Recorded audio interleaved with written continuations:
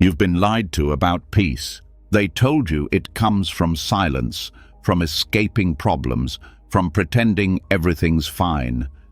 But if that were true, why does your mind still race when the world goes quiet? Why does rest feel so far away, even when you're exhausted?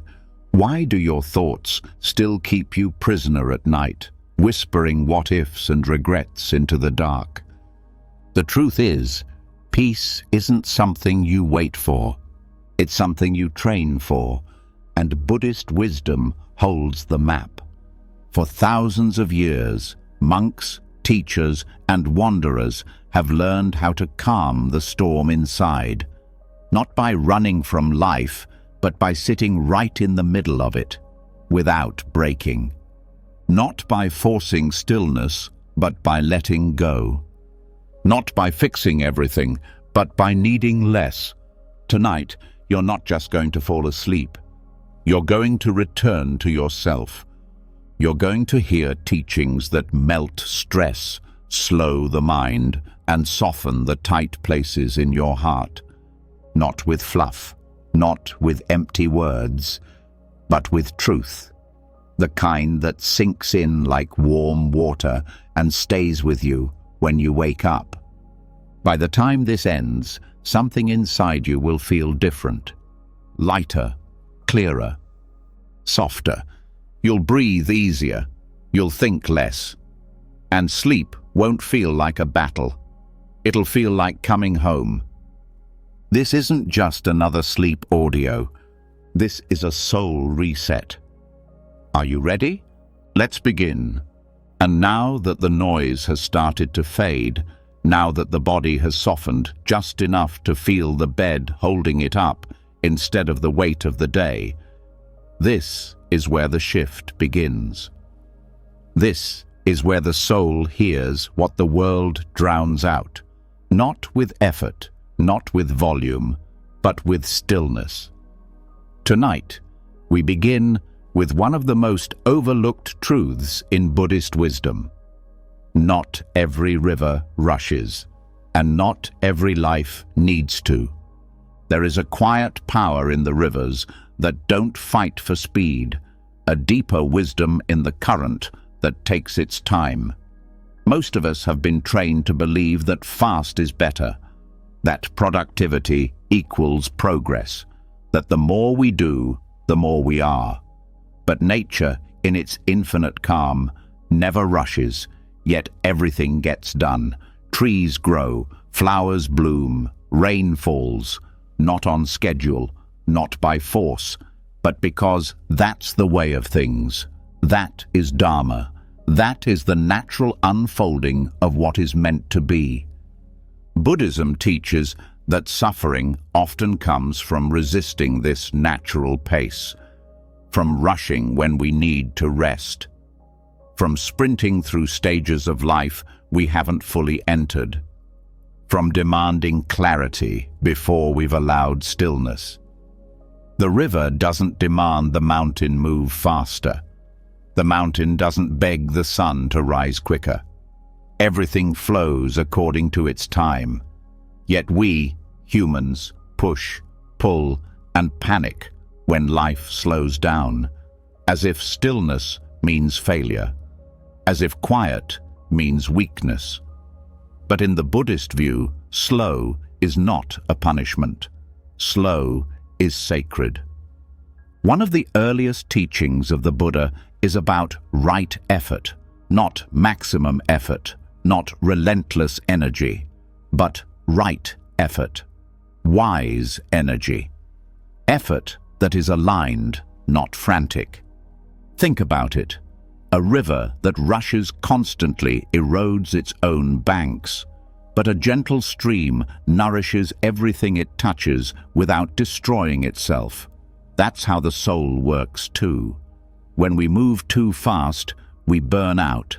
We stop noticing, we stop feeling, we stop being. But when we slow down, we begin to align with life as it actually is, not as we want it to be, not as we fear it is, but as it is, simple, alive, enough. The Buddhist monks who walk barefoot through forests, who sweep temple grounds with quiet devotion, who eat in silence and sit for hours doing what looks like nothing. They understand something modern life often forgets. Rushing is not peace. Hurrying is not purpose. And faster is not better when it comes to healing, to growth, to awakening. There is no such thing as instant enlightenment. Even the Buddha took time. Even the Buddha paused under the Bodhi tree and waited, not for answers, but for everything false to fall away. In your own life, the pressure to go faster may not sound like screaming. It may whisper. It may show up as that feeling of falling behind, that urge to catch up, to prove, to push. But here's the deeper truth. There's nothing to catch up to. Your path unfolds at the pace your soul can bear. And trying to rush the process is like yelling at the moon to rise sooner. The moon doesn't listen, and neither does truth. Truth arrives when the noise ends, and noise only ends when we stop feeding it. The river flows not because it forces itself forward, but because gravity and time guide it. The same is true for peace. Peace does not come because we chase it. It comes because we stop chasing everything else. The rush to be understood, the race to succeed, the sprint toward security. All of it becomes noise when the soul just wants rest, when the soul just wants to breathe again. There's a famous Zen teaching that says, sitting quietly, doing nothing, spring comes, and the grass grows by itself. This isn't laziness. It's presence. It's surrender. It's the recognition that when we stop interfering, life takes care of itself. The heart knows how to beat. The lungs know how to breathe. The earth knows how to turn. You don't have to force alignment. You have to allow it. That's the beauty of going slow. It doesn't mean you're lost. It means you're listening. Monks often talk about effortless effort. It sounds contradictory until you live it. Effortless effort is what happens when action flows from peace instead of panic, when decisions come from clarity instead of fear, when movement happens not because you're chasing, but because you're being moved by something deeper. Think of a leaf on water. It doesn't decide where to go, but it doesn't resist either. It trusts the current, not blindly but openly. That's what it means to live in the rhythm of Dharma. When you align with the pace of nature, life stops being a competition. You stop comparing your timeline to others. You stop measuring your worth by your speed. And most importantly, you stop rushing through moments that were meant to be savored, like the warmth of your blanket right now, the breath that's slower than it was an hour ago, the stillness between each heartbeat. None of this can be rushed. None of it needs to be. In Buddhism, there's a concept called samatha, the calming of the mind. It's not about turning your brain off. It's about letting your thoughts settle, like mud in a glass of water. If you shake the glass, everything gets cloudy. But if you set it down, clarity returns on its own. That's the river that doesn't rush. That's the mind that heals. That's the soul that finally rests. You don't need to fix everything before you fall asleep. You don't need to find all the answers. You don't need to force your healing. You just need to soften, to stop pressing, to stop proving. There is no medal for being exhausted, no prize for pushing through pain. What matters is presence, not in the future, not in the past, but here, now, exactly as you are, breathing, listening, letting this moment be enough. The river is wise because it trusts the path beneath it. It doesn't question every rock. It doesn't resent every bend. It doesn't fear the quiet pools where nothing moves. It just flows, sometimes fast, sometimes barely at all, and still it arrives. Still it nourishes. Still it fulfills its purpose without ever rushing. So the next time your mind tells you to speed up, to do more, to fix it all before midnight, pause. Feel your breath. Listen to the stillness under the noise and ask, what if I let this be easy? What if I didn't have to prove anything tonight? What if peace wasn't waiting on the other side of accomplishment, but right here, underneath all the rushing? Because here's the truth you may have forgotten. You are not behind. You are not late. You are not broken.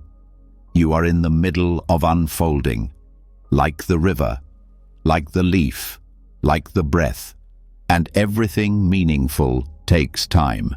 Let the current carry you. Not because you're weak, but because you're wise enough to know that peace never comes from forcing the tide. It comes from flowing with it. So, as your body softens even more now, as your thoughts begin to slow like the river at dusk, remember, the soul heals best when it's not rushed. Let this night be a gentle one. Let every moment stretch out without urgency, and know that even in stillness, you are moving forward. Not all rivers rush. Some simply arrive, calm, whole, and exactly on time. And once the current slows, once the river stops asking where it's going, something unexpected begins to rise. Silence. Not the silence of emptiness or absence, but the kind that listens, the kind that holds, the kind that reveals things no noise ever could. When life no longer demands speed, it starts to speak in softer tones. And now, we listen, not with ears, but with presence. Not for answers, but for what has always been beneath the words. In the early hours of the morning, when the sun hasn't yet fully opened its eyes, monks begin their slow walk through village streets. Heads bowed, hands holding bowls, feet bare against the cool ground. There are no chants, no requests, no loud expressions of need, just a presence, just stillness. Just the subtle sound of robes brushing against skin and the faint tapping of footsteps on stone. This is the practice of almsgiving. And at the heart of it, silence. This silence isn't accidental. It's intentional. It's part of the ritual. In Buddhist tradition, monks do not ask for food with words. They simply offer the bowl. And the lay people do not speak either. They place food gently into the bowl without chatter, without performance, without expectation of thanks. There are no "you're welcomes," no "have a good days," no forced politeness. Just one soul giving, another receiving, and silence surrounding it like sacred breath. In this silence is a kind of fullness that words often destroy. Because the moment something sacred is named, it begins to shrink. Like steam, the moment you try to grab it, it slips through your fingers. That's what this silence protects. It holds space for reverence, for awareness, for a deep connection between giver and receiver that doesn't rely on anything being explained. Western culture often fears silence. It's seen as awkward, as emptiness to be filled, as an uncomfortable pause in conversation. But in Buddhist practice, silence is not a lack of communication. It's a higher form of it. It is communication without ego, without control, without noise. It is the moment when gratitude doesn't need to be spoken to be felt, when presence becomes enough, when simply being there without distraction or decoration is the most honest offering. The silence between bowls is not blank space. It is presence distilled to its purest form. It is the sound of the heart opening without the mouth moving. It is the soul receiving without reaching. In that moment, the giver offers not just rice or fruit, but attention, presence, sincerity. And the monk receives not just food, but nourishment of another kind. Nourishment that doesn't enter the stomach, but the spirit. The Buddha once said that the best way to express gratitude is not through words, but through living rightly. In other words, gratitude is not something to be said, it is something to be lived. And the silence between bowls is where this begins. It is where we stop performing thankfulness and begin embodying it, where we stop trying to impress with language and instead impress with our presence. There is something deeply healing about being received in silence, about not needing to explain why you're worthy of being cared for, about not needing to say thank you in a way that performs politeness but fails to touch depth. In this kind of silence, there is no hierarchy, no transaction, no ego, just two humans connected by a single, brief moment of shared existence. Monks train for years to be comfortable in this silence, to not fidget when nothing is said, to not fill the air with needless mantras or spiritual filler, because in this sacred gap between words, something much greater speaks. The Dharma itself, the truth of impermanence, the teaching that all things rise and pass without the need for explanation, that what is truly meaningful is often what is left unspoken. You may not walk through the streets barefoot with a bowl, but you can practice this silence in your own life. When someone helps you, pause. Let your eyes meet. Let the moment land. When a friend is in pain, don't rush to fix it. Just sit there, without advice, without rescue. Just be. That's the bowl. That's the silence. That's the offering. Silence teaches restraint. It trains us to notice when our words are just noise, just filler, just another layer of avoidance or performance. When you practice silence, you begin to see that many things you thought were necessary to say weren't. That most apologies are more sincere with a look than with a script. That most love is felt more in presence than in poetry. In many monasteries, monks observe a practice called noble silence.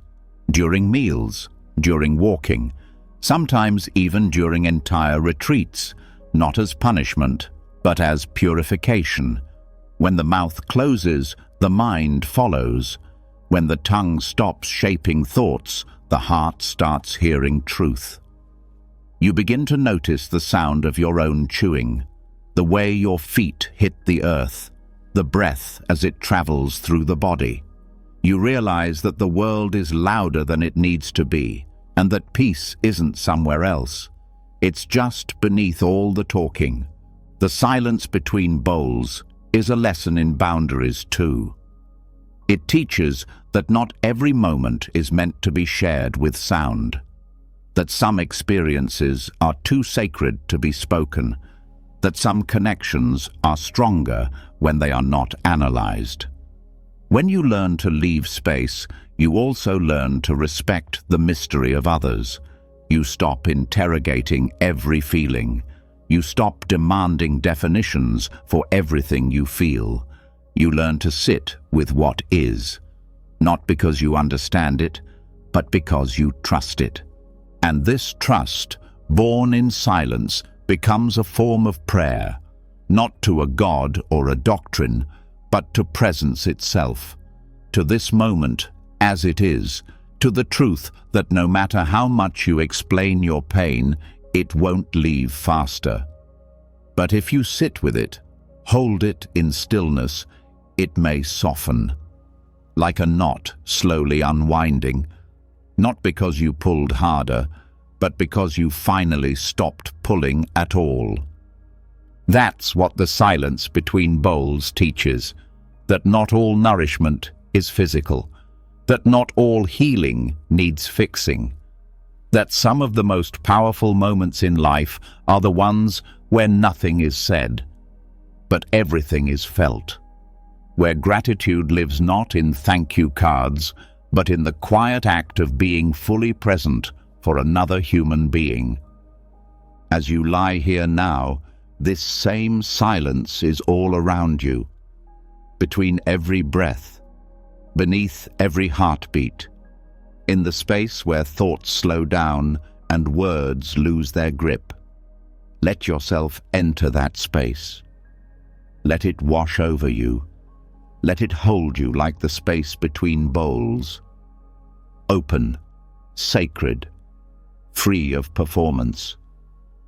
There is no need to repeat mantras, no need to analyze the day. Just breathe. Just receive. Let this silence teach you what no sentence ever could, that you are not here to explain your worth. You are here to rest in it. And so the silence continues, a gift that costs nothing but gives everything, a teacher that never speaks but always tells the truth, a space that holds both the giver and the receiver, without needing to say who is who. Let this moment be your bowl. Let this breath be your offering. Let this silence be enough. And once the words are no longer needed, once silence has done what no language ever could, something deeper begins to arrive. Rest.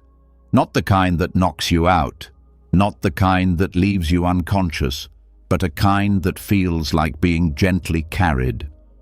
A kind that doesn't fight sleep, but enters it with eyes half open and a soul fully aware, just like the Buddha once did. Few people know that the Buddha spoke of sleep, not as escape, not as failure of energy, but as something sacred. A place where awareness doesn't end, it softens. In a few rare but powerful mentions, the Buddha is described not only sitting beneath trees or walking mindfully through forests, but lying down with complete presence. Resting not out of fatigue, but from the fullness of being. His posture was called the lion's pose, not to display strength, but to remind us that sleep, when entered correctly, is not weakness, it's wisdom. Most people fall asleep to escape. From worry, from guilt, from the pressure of the day. And in doing so, sleep becomes another form of running. But Buddhist teachings offer something radically different. They speak of sleep not as a break from life, but as a continuation of mindfulness, as a moment to surrender without forgetting who we are. When the body lays down and the mind stays soft but aware, sleep becomes an extension of practice, not the end of it. There's a powerful phrase in ancient texts: the Buddha laid down mindfully. It wasn't just about how he rested his body, but how he placed his awareness like a gentle cloth over each moment, including the moment before rest. No clenching, no rushing, no fight to shut down the thoughts, just being present even as consciousness fades. And that changes everything. In modern life, we often treat sleep as something to conquer. We say things like, "I'm trying to fall asleep," or "I need to get better sleep," as if sleep is something to force into submission. But the more we push it, the further it floats. That's because the body doesn't respond to force, it responds to safety. And awareness is safety. When we enter sleep, the way the Buddha did, mindfully, gently, with no agenda, we invite the body to let go without panic. We give the nervous system permission to stop scanning. We give the heart a reason to slow down. Mindful sleep isn't about staying awake all night watching your thoughts. It's about walking into rest like you're walking into a sacred room. Each step softer than the last. Each thought met with presence instead of reaction. So even if the thoughts come, even if the feelings swirl, your reaction changes. You stop trying to fix them. You just let them pass like clouds, knowing that sleep comes not when the mind is perfect, but when the struggle ends. The Buddha's lion posture is still used today in monastic traditions. The right side of the body rests on the ground, one hand under the cheek, the other resting along the leg. The eyes are often half closed. Why? Because the practice is still active. Even in sleep, there's a reminder to carry intention, not abandon it. Not because sleep is something to control, but because it's something to honor. This posture isn't mandatory. What matters more than form is feeling. What matters is the awareness we carry into our rest. Noticing the sensation of the bed, the sound of the air, the rhythm of breath as it slows.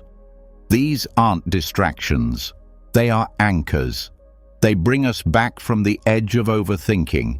They remind us the day is done. Nothing more is required of us now. No proving, no planning, just being. In Buddhist philosophy, rest is not seen as laziness. It is seen as a vital condition for wisdom.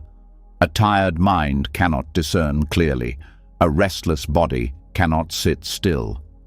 That's why sleep, when entered with awareness, becomes as sacred as sitting in meditation. Both involve letting go. Both involve presence. The only difference is one is vertical and the other horizontal. There's a reason monks sleep early and wake before sunrise. Not because they fear rest, but because they respect its purpose. They understand that rest is not the absence of effort. It's what makes effort possible.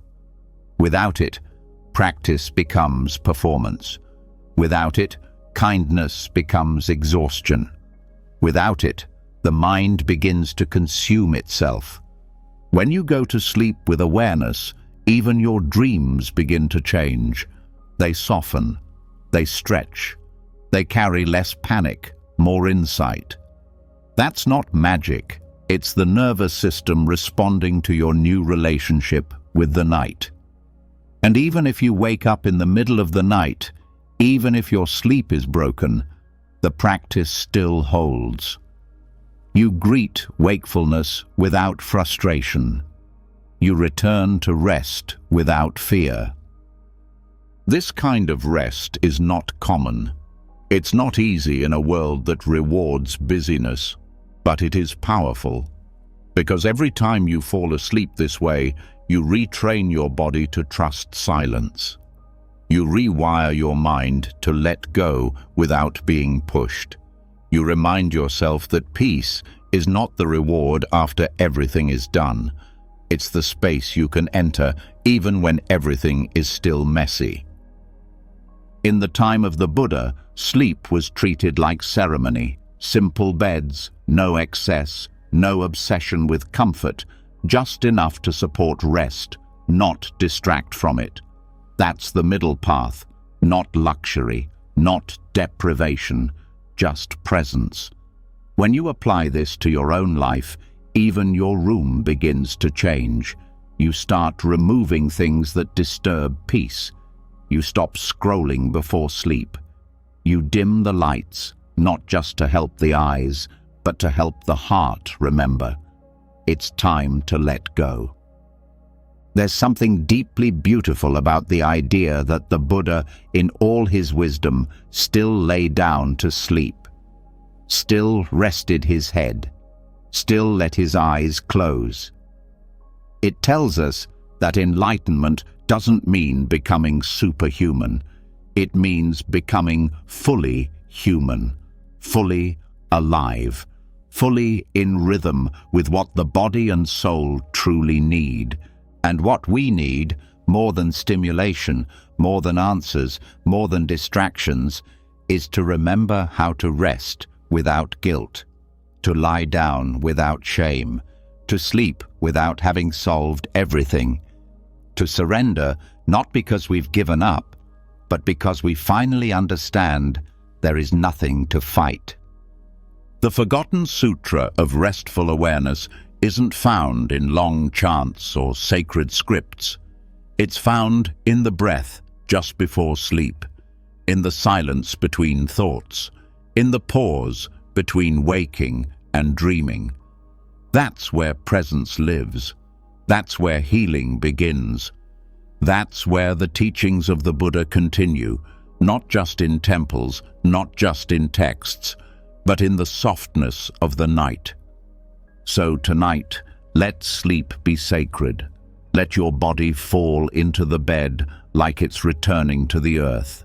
Let your breath carry you, not into unconsciousness, but into presence without effort. And if thoughts come, let them pass like visitors, not invaders. If emotions rise, meet them with the same compassion you would offer a tired friend. You don't need to do anything else. You've already arrived. This is what it means to sleep with the Buddha, not to be perfect, not to be silent, but to rest without resistance, to trust the night, to return to what has always been waiting, awareness that watches over you, even when the eyes are closed. Let the body sink now. Let the breath take over. You are not leaving mindfulness behind. You are taking it with you into the quiet temple of sleep. And now that the body has begun to rest without resistance, now that the breath carries presence instead of pressure, there is one more layer to release, the stories that still follow us into sleep, the words we didn't say, the choices we still question, the mistakes that replay like echoes. Because even with the lights off, some memories still burn, some guilt still lingers in the quiet, and no amount of tiredness can quiet a heart that hasn't forgiven itself. This is where the practice of forgiveness begins, not as an idea, but as a way of resting, not as a way to erase the past, but as a way to stop carrying it every night. Buddhism doesn't ask us to forget. It doesn't tell us to pretend things didn't hurt or that we didn't cause harm. What it offers is softer. It offers the ability to see clearly without punishing ourselves forever. To recognize suffering and then release the grip we've had on it, not because it wasn't real, but because we are finally ready to stop being its prisoner. This is what Buddhists call the pillow of no regret. It's not a magical object.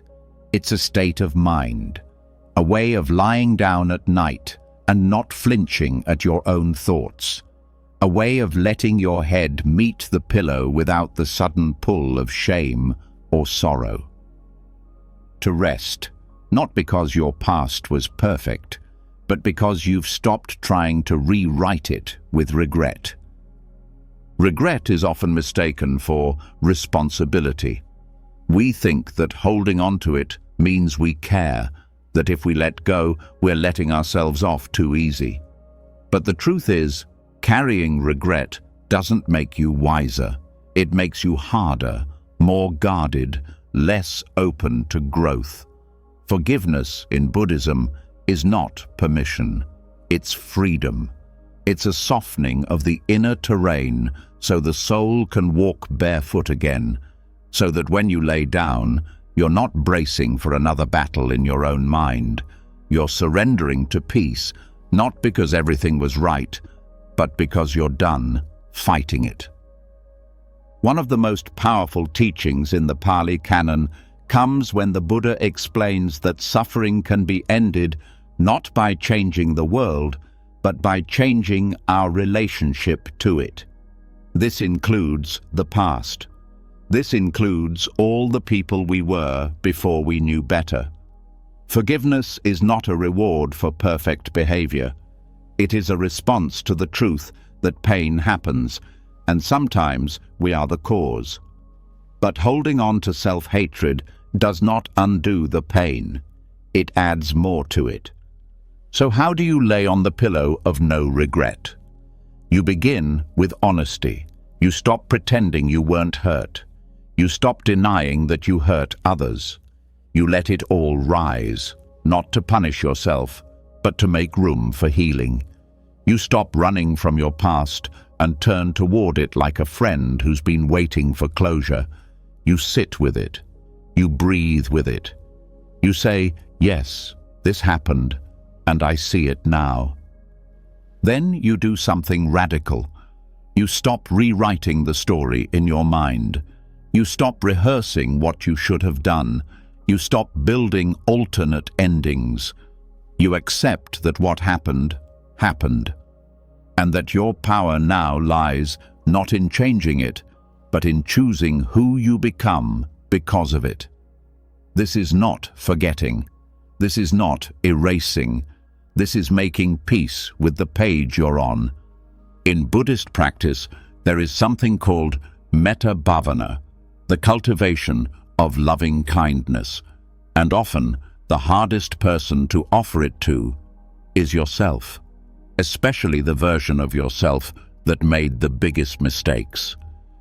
But this practice teaches you to include that version, to send kindness to the person you were when you didn't know better, to wish yourself well, not because you were flawless, but because even brokenness deserves gentleness. When you lay on the pillow of no regret, you stop measuring your worth by your worst moments. You stop needing others to forgive you before you rest. You stop waiting for the past to change.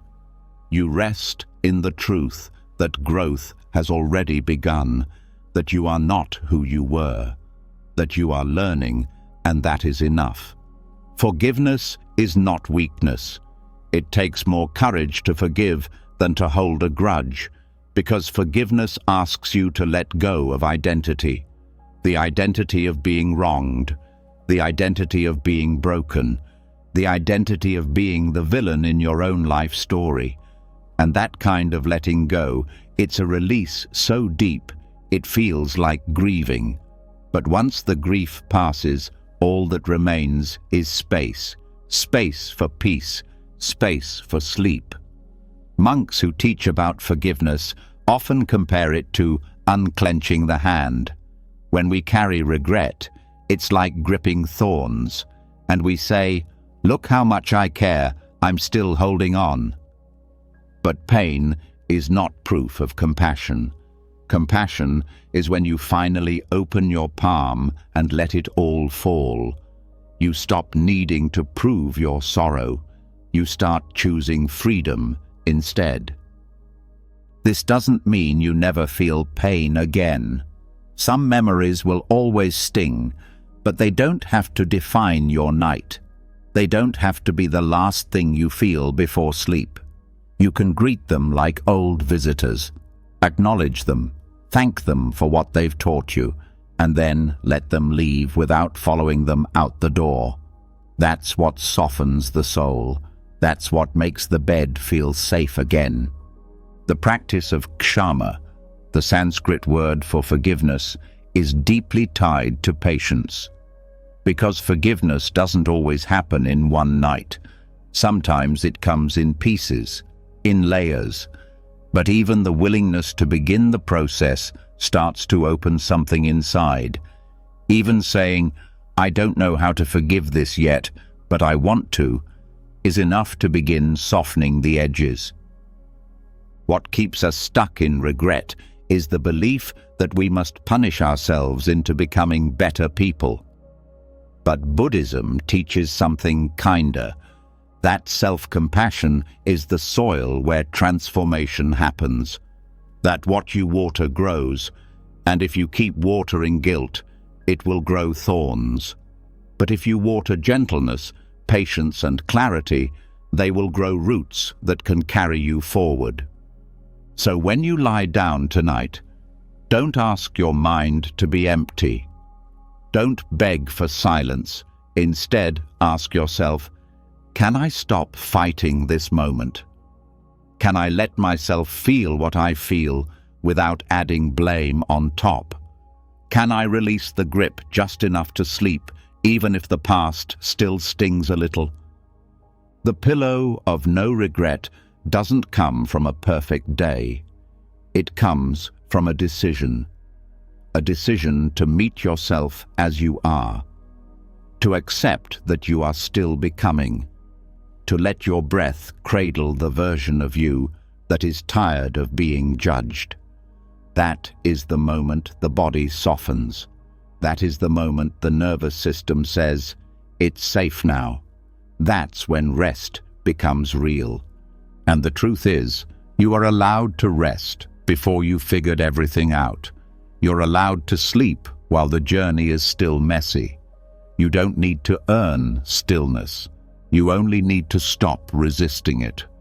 That's what forgiveness creates. Not answers, but room. Not certainty, but spaciousness. Tonight, let the pillow be more than fabric. Let it be the ground you lay your regrets down on. Let it hold the weight so your heart doesn't have to. Let it carry what you can't carry anymore. And if the thoughts come, don't chase them. Don't argue. Let them pass like waves. You are no longer the storm. You are the shore it reaches, but does not move. This is what it means to rest on a life you no longer resist.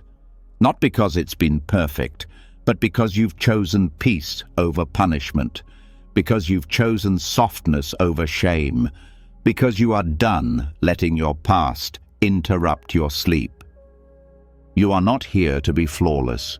You are here to be free. And every breath you take in this stillness, every moment you don't recoil from yourself, is a step closer to that freedom. So let the day fall away. Let the judgment dissolve. Let the stories rest. The forgiveness has already begun. And you, at this moment, are exactly where you need to be. And once regret has been set down, once the heart has softened into stillness, there's one final knot that keeps the soul from resting fully, the need to hold on, the need to grip thoughts that no longer serve, people who never truly stayed, dreams that never became reality. These attachments are quieter than guilt, but just as heavy. They sneak into the night, pretending to offer comfort, while quietly keeping the mind spinning. And the only way to truly fall into peace is to let go of what was never ours to carry. There is a Zen story that tells of a monk and the moon. One night, a thief came to rob the monk's hut. But the hut was empty. There was nothing to steal. The monk welcomed the thief anyway and said, "You've come a long way to visit me. You shouldn't leave empty-handed." So he removed his worn robe and handed it to the thief. As the thief fled, the monk looked up at the sky and whispered, "If only I could have given him the moon." This story is not about charity. It's not even about the thief. It's about how often we try to hold on to things we never truly owned. Control, outcomes, people, perceptions, even peace. We reach for these things the way the thief reached for valuables, and we end up disappointed. Because no matter how tightly we hold, life keeps proving that some things were never ours to keep. In Buddhist teachings, clinging is one of the roots of suffering, not because wanting is evil, but because it creates tension. The tighter we grip, the more we suffer when life shifts, when things break, when people leave, or when reality doesn't match our hopes. Letting go doesn't mean we stop caring. It means we stop needing. And there's a big difference. There is a kind of freedom that can only be felt when the hand unclenches, when the heart stops demanding a certain result, when the mind stops insisting that things should have been different. That freedom doesn't come from getting everything right. It comes from releasing everything wrong. Not out of defeat, but out of deep understanding that we are not here to own life. We are here to experience it. Trying to sleep while clinging is like trying to rest with your fists clenched. The body might be still, but the soul is in battle. And you can feel it, the tension in your jaw, the weight on your chest, the tightness in your breath. That's not sleep, that's resistance. And the only way out is surrender. Not the dramatic kind, not the collapse, but the gentle release of what was never really yours. Letting go begins with recognition. You start to notice what you're still gripping. Maybe it's someone's approval. Maybe it's an identity that no longer fits. Maybe it's a memory that you keep replaying, hoping for a different ending. Whatever it is, you see it clearly. And then you ask the deeper question, is this mine to carry? Most of the time, it isn't. Most of the time, what we're gripping is not the thing itself. It's our idea of what it should have been. Our fantasy of control, our illusion of safety. We cling because we think it will protect us, but in reality, it just keeps us stuck. The monk in the story didn't just let go of his robe. He let go of the need to defend what didn't matter. He gave up control to remain free. In Buddhist psychology, this is the practice of non-attachment, and it's not coldness, it's not indifference. It's the deepest form of care. Because when you stop needing people or things to complete you, you start relating to them with openness instead of fear. You stop holding and start witnessing. You stop demanding and start appreciating. Letting go before sleep is an act of kindness. It's how you create space in the mind, so dreams don't become extensions of your stress. It's how you empty the cup, so the night can refill you. Not with noise, but with peace. Not with fantasies, but with rest. Sometimes, what we're holding on to is not even ours. It's someone else's expectations, someone else's emotions, someone else's mess that we took on as our responsibility. But Buddhism teaches that we are only responsible for what is within our own path. We can show up, we can love, we can give, but we cannot fix, we cannot control, we cannot force. The moon the monk spoke of, that unreachable gift, is a symbol of everything we cannot grasp. Peace, clarity, presence. They cannot be given by force. They cannot be stolen. They must be received without possession. And that begins with a posture of release. Release isn't loud, it's not dramatic. It often looks like doing nothing, not texting back, not replaying the argument, not rewriting the future in your mind, just breathing, just being, just letting what is be. And that is more powerful than any control we could ever force. The more you practice this letting go, the more you begin to see how often you used to grip things without even noticing. You see how many times you tensed up in conversations, How many times you braced for disappointment? How many times you tried to plan 5 steps ahead to avoid discomfort? But the truth is, comfort doesn't come from control. It comes from clarity. And clarity comes when the noise ends. This is why monks live simply, not because they hate comfort, but because they understand the cost of clutter, mental, emotional, physical. They know that every possession comes with a weight, every attachment comes with a risk, and the lightest life is one lived open-handed. When you stop grasping, you don't lose everything. You gain spaciousness. You gain energy that was once used to protect illusions. You gain moments, real, quiet moments that were once missed because your mind was too busy holding on. And in that space, sleep becomes easier, softer, deeper, because your mind is no longer building walls, it's building peace. This isn't a one-time event, it's a nightly practice. Each evening, you check in. What am I holding that I no longer need? What thought has stayed too long? What storyline is draining me? And one by one, you let them go.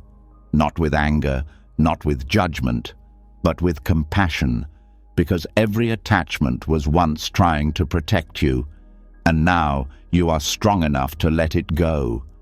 Letting go isn't about having no desire, it's about having clean desire. Desire that doesn't poison you, that doesn't chain you, that doesn't trick you into believing your wholeness is elsewhere. The monk who released the moon wasn't empty, he was full of clarity, because he had nothing to hide, nothing to prove, nothing to grasp. So tonight, as you feel the weight of your body settle into stillness, notice what your heart is still carrying, and gently, tenderly, begin to release it. Not because you're supposed to, but because you deserve to. You deserve to rest without clinging, to sleep without armor, to breathe without bargaining. Let your thoughts rise and fall like waves. Let your breath be the only thing you follow. Let your peace come not from solving everything, but from holding nothing too tightly. The moon is still here. It was never meant to be owned, just seen, just witnessed, just appreciated. And so are you, unheld by others, unburdened by yesterday, untied from illusion, just here, just resting, just enough. And once the hands finally release what was never meant to be held, once the moon is left untouched in the sky and the body no longer fights for control, something softer begins to rise, the quiet task of tending to what remains. Even after letting go, there's residue, dust, the fine particles of thought and memory that settle on the inner floors of the mind. They don't scream, they don't demand, but they dull the shine of presence, and so the practice continues, not with striving, but with care, not to fix, but to clear space, to gently sweep the temple of the self before rest. In many monasteries, early morning begins not with chanting, not with teaching, but with sweeping. Long before sunlight fills the halls, monks rise and pick up simple brooms. They move through the temple slowly, sweeping corners that barely hold dirt. And it's not because the temple is dirty, it's because the act itself is sacred, because cleaning the space is a form of meditation, because the dust that settles outside is a mirror for the dust that settles inside, and both need tending. This practice is not about perfection. The dust will return tomorrow. The floor will never stay spotless. But the sweeping is not about a final result. It's about presence, the way the body moves, the way the broom glides, the way attention returns again and again to what is right in front of you. That's the point. Not to conquer dust, but to meet it without frustration, without judgment, with loving awareness. Your thoughts are like that dust. Throughout the day, they collect. Some are light and pass easily. Others settle deeper. Thoughts about what went wrong. Thoughts about who you should be. Thoughts about what still needs fixing. And at night, when the noise around you fades, the weight of those thoughts starts to feel heavier. Not because they're new, but because now you can finally hear them. This is why sweeping the temple mind matters. It's not about stopping thoughts. It's about recognizing what's there, moving gently through your inner space, noticing the corners that have been ignored, the places that feel tight, the patterns that repeat not because you want them to, but because they've never been seen with kindness. You don't need a broom for this. You need presence. You need the willingness to look, not with judgment, but with softness. To say, I see this fear. I see this expectation. I see this tension. And instead of pushing it away, you sweep around it.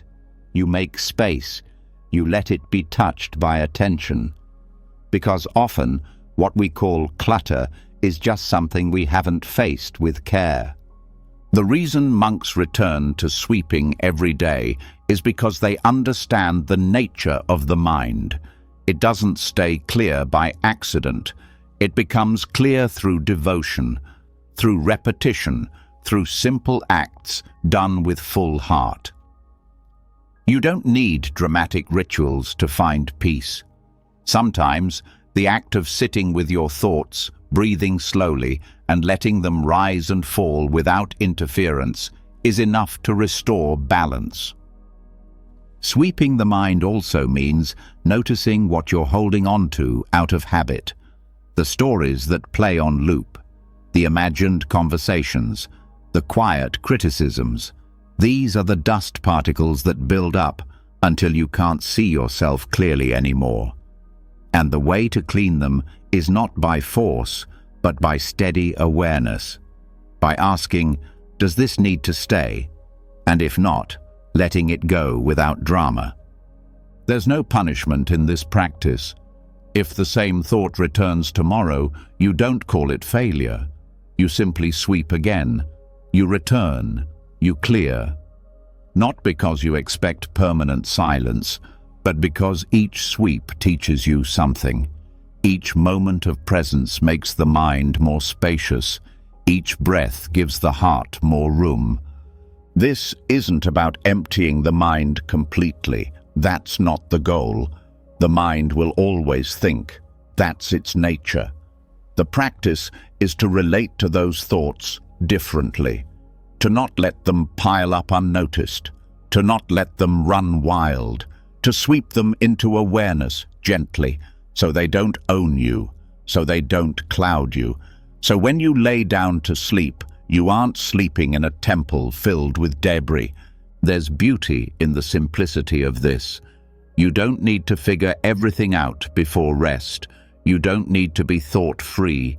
You just need to notice, to clear space for stillness to enter, to treat the mind like something worth caring for, not managing like a problem, but tending like a sacred place. Monks don't rush their sweeping. They don't try to do it all at once. They move slowly, mindfully. This rhythm teaches something important. Peace doesn't come from speed. It comes from attention, from presence, from taking the time to notice what you usually step over. At night, when you lie down, this same principle applies. You don't need to clear every worry before sleep. You don't need to organize every thought. You only need to sit quietly, breathe, and start sweeping. With each breath, you gather a little dust. With each exhale, you release it. No urgency, no pressure, just presence. Some thoughts will cling. That's okay. Some parts of the floor are stickier than others. What matters is that you meet those parts with patience, that you don't shame yourself for the mess, that you trust the process. Because every night you return to this practice, the dust settles less. The mind becomes more clear, more open, and sleep becomes not just a physical break, but a spiritual restoration. This practice also changes how you wake. When the temple of the mind has been tended to, you don't wake up in reaction. You wake up with clarity, with space, with less noise, and that changes how you live, not just how you sleep. So tonight, before the body falls into deep rest, begin your sweeping. Not to fix yourself, not to erase the day, but to make space, to meet yourself. To remember that peace doesn't come from pushing thoughts away, but from being kind to them, from letting them pass like leaves on a breeze, noticed but not clung to. You are not here to be spotless. You are here to be spacious, to be soft, to be open to stillness. And this stillness comes not by chance, but by returning to yourself, one sweep at a time. Let the breath continue now. Let the dust lift. Let the floor of your mind clear enough to welcome silence. And let that silence cradle you. You've tended to the temple tonight. You've shown up with care. Now, rest in the space you've made. The sweeping is done. The peace is here. Let it hold you. And now that the inner floor has been swept, now that there's space between your thoughts and breath, you may begin to notice what still lingers, what wasn't cleared with silence alone. The heaviness that doesn't leave just because you asked it to. The quiet weight of sorrow that clings not to the surface of the mind, but deep in the center of the chest. Some pain doesn't dissolve. Some emotions don't exit gently. But that doesn't mean they have to drown you. There is a way to carry pain without sinking beneath it. And it begins with a lesson passed down from the earliest Buddhist texts, a lesson about a boat. In the Pali Canon, the Buddha once told a story about a man who builds a raft to cross a river. The raft saves his life. It carries him from danger to safety. But when he reaches the other shore, he begins to wonder if he should continue carrying the raft on his back. The Buddha says, no. Once the raft has done its job, you don't cling to it. You set it down with gratitude and continue walking. But if the river hasn't ended, if the journey still calls for crossing, then you use the raft wisely, not as a burden, but as a support. Pain is like that. It's not meant to be denied, but it's not meant to be clung to either. It can be carried, but it must be carried wisely. Not by tying it around your neck, not by pretending it's not there, but by learning how to stay afloat even when the waters rise. Because sorrow may visit the soul, but it doesn't have to flood it. Most people respond to emotional pain in extremes. They either avoid it completely, pretending they're fine while it drags beneath the surface, or they drown in it, letting the sorrow become their identity. But Buddhism teaches a middle way, the way of the raft. You don't throw pain into the river and pretend it's gone, and you don't let it pull you under. You build something strong enough to hold it. A boat of mindfulness, a vessel of acceptance, a practice that lets pain rest beside you but never drive. Carrying pain begins with the courage to face it. You can't build a boat if you're still denying the flood. You have to look directly at what hurts, not with blame, not with urgency, but with presence. That's what keeps you afloat. Not the absence of sorrow, but the clarity to name it, to sit beside it, to stop running from it. This doesn't mean you analyze your pain endlessly.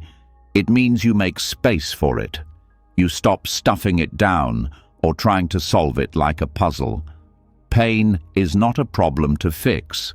It's a truth to hold. When you treat it like something to be eliminated, you only create more struggle. But when you say, "This is here," and let it breathe, you begin to build the boat. And this boat is not made of denial. It's made of simple presence, of showing up each day and meeting what arises without flinching, without escaping into stories, without needing to know when the pain will end. You begin to realize that your strength is not in eliminating discomfort. It's in staying conscious through it. The Buddha never promised a life without suffering. What he taught was the possibility of liberation through awareness. That even in the deepest sorrow, there can be space, there can be breath, there can be room for something else to exist alongside the grief, a quiet, enduring steadiness that watches but does not collapse. When sorrow becomes overwhelming, it often means we've mistaken it for our whole identity. We forget that there's more to us than the ache. But when you sit in meditation, when you practice breathing with the pain instead of against it, you start to remember the part of you that can hold discomfort without being shattered by it. This is what it means to float. You still feel the pain. You still carry the memory. But it doesn't weigh you down in the same way. Because now there's a boat. Now there's structure. Now there's space between what hurts and the part of you that can witness it. And this boat doesn't require you to be unbreakable. It only asks that you stay, that you don't abandon yourself, that you don't jump overboard the moment sadness rises. It invites you to stay seated, stay breathing, stay open, not to fix, but to float. Sometimes the waves will be strong, the storm will feel personal, but your breath becomes the oar. Your practice becomes the frame. The teachings become the ropes that keep it together. And every time you return to your cushion, or to your breath in bed, or to a moment of stillness in the middle of emotion, you reinforce that raft. Wise containment doesn't mean ignoring pain. It means giving it boundaries, letting it exist without consuming everything else. This is why monks spend so much time in silence, not to escape, but to listen deeply to what arises, and to train the heart to respond, not react. When you carry pain wisely, you start to notice that it changes shape. Not because it disappears, but because it's no longer compressed, no longer hidden. And like anything exposed to air, to breath, it begins to soften, it begins to move, it begins to integrate. Sometimes pain teaches. Sometimes it just stays for a while. But either way, your job is not to force it to leave. Your job is to hold the space without sinking, to remind yourself gently that you are still afloat, that you are not the storm, that you are the one witnessing it all, alive, breathing, resilient. Letting pain exist without letting it rule you, that's real strength. That's the kind of power that grows over time, quietly. And the more you practice it, the more you realize that every human heart has the capacity to hold sorrow without breaking. That the soul, when it stops resisting, becomes as vast as the ocean. This isn't about being passive. It's about knowing when to act and when to sit still, when to speak and when to listen, when to comfort yourself and when to simply breathe until the wave passes. This discernment, born from mindfulness, is the rudder of the boat. It doesn't make the pain less real, but it helps you steer through it with grace. So, tonight, if the pain is still present, if it's still curling around your thoughts, let it stay. But do not let it take the wheel.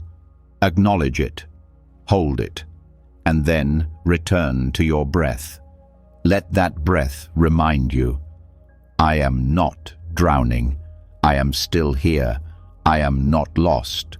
I am learning to carry what hurts without letting it crush me.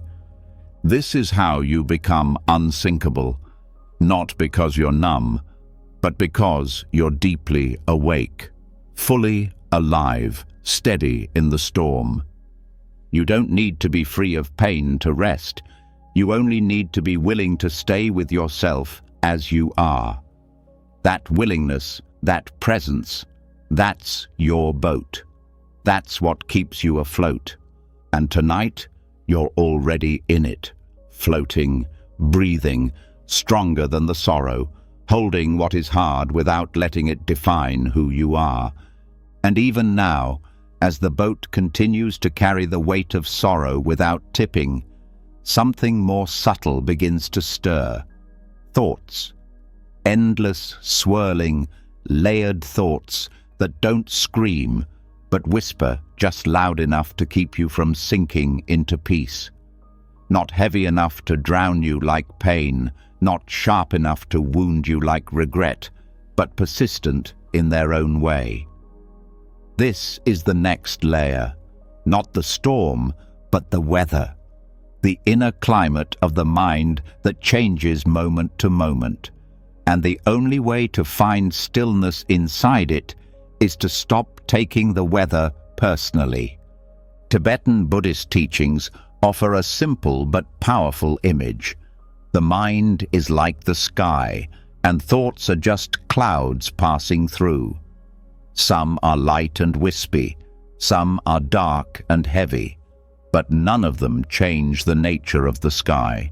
The sky remains untouched, spacious, pure, no matter what moves across it. And this is what most people forget. They think every thought means something. They react to each cloud as if it defines the sky.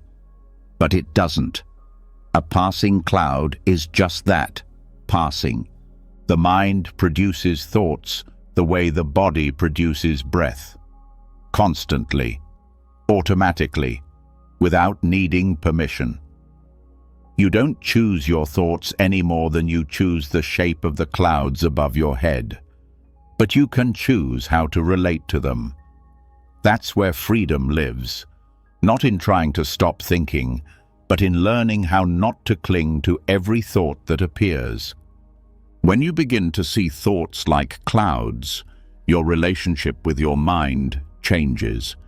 You stop needing to chase every idea. You stop fearing every negative emotion. You stop believing that the presence of a thought means it's true. A thought is just an appearance. It arises, it floats, it dissolves. That's it. And when you stop judging the clouds, you stop creating storms. The suffering doesn't come from the thought itself. It comes from believing the thought, from attaching meaning to every mental movement, from analyzing, reacting, arguing, agreeing, resisting. That's what turns a passing cloud into a thunderstorm. But when you watch the thought without judgment, without pushing or pulling, it loses its power. It becomes a shape, a sound, a flicker, and then it's gone. This is what Tibetan teachers call Skylike awareness. A vast, open, unshakable presence that watches but does not interfere. It's not passive, it's deeply awake. But it doesn't take anything personally. That's what makes it peaceful. That's what makes it strong. When you cultivate this awareness, you become the sky, not the weather. Thoughts will still come. Of course they will. Thoughts about the past, about the future, about what you did wrong, about what could go wrong. But the moment you recognize them as clouds, you create space. And in that space, there's breathing room, there's silence, there's clarity. Judgment is what tightens the mind. It's what creates shame, fear, guilt, confusion. Not the thought itself, but the story you attach to it. I shouldn't be thinking this. Why am I like this? What does this mean about me? These questions are the chains. But when a thought appears and you simply say, "There you are," it has nowhere to attach. It floats, it moves, it fades. Skylike awareness also means not needing every cloud to be beautiful, not needing every thought to be kind or useful or perfect. Some clouds are heavy, some thoughts are unpleasant. That doesn't mean they are wrong, that doesn't mean they are a failure. They are just weather. You are not the weather. At night, this matters more than ever, because as the body softens and the external world quiets, the internal weather becomes louder. And if you don't know how to watch without judgment, your own thoughts can trap you. They can spiral. They can convince you that you're broken. But you're not broken. You're just experiencing clouds, and clouds pass.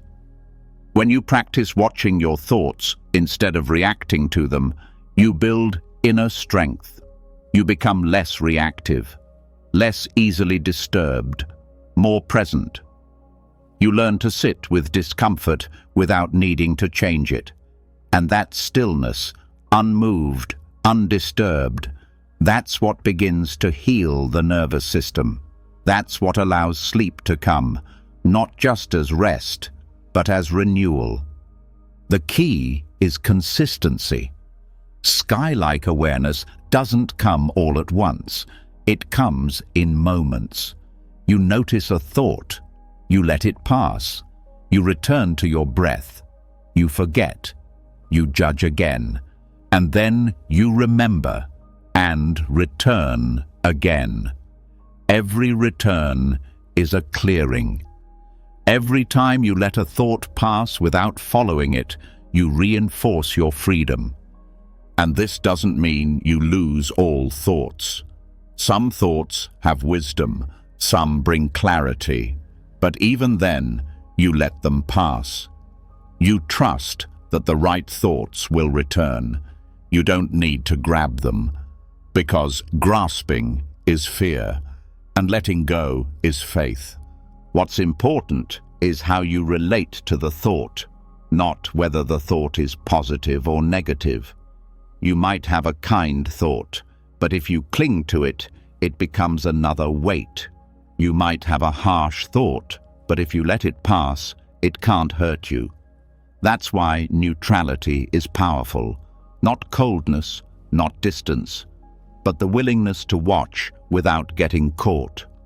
At first, this can feel unnatural, especially if you've spent years believing your thoughts define you. But with practice, it becomes ease. It becomes normal to say, "That's just a thought," and move on. It becomes natural to return to breath, to the body, to the space beneath the thinking. That space becomes home. And in that home, you find rest. True rest. Not the kind that comes from distraction, but the kind that comes from non-attachment. The kind that lets you lie down without needing to solve everything, without needing to correct your mind, without needing to be perfect. You lie there, breathing slowly, and let the thoughts rise like mist. Some are memories, some are worries, some are random. You don't push, you don't cling, you simply watch. And over time, the sky becomes clearer, not because you forced it, but because you stopped stirring the clouds. You are not your thoughts. You are the space they pass through. And that space cannot be broken. It cannot be stained. It cannot be destroyed. No matter how many thoughts appear, the sky remains. So tonight, let the thoughts come. Let them dance. Let them swirl. But do not follow. Do not chase. Let your breath anchor you. Let your awareness spread like open sky. And let every cloud pass, knowing it has no power unless you give it weight. This is the mind at rest. This is the beginning of deep peace, not because everything is quiet, but because you have learned how to remain clear even when the clouds appear. Let the sky hold you now. Let the thoughts move. Let the judgment end. Nothing needs to be different. Everything is passing.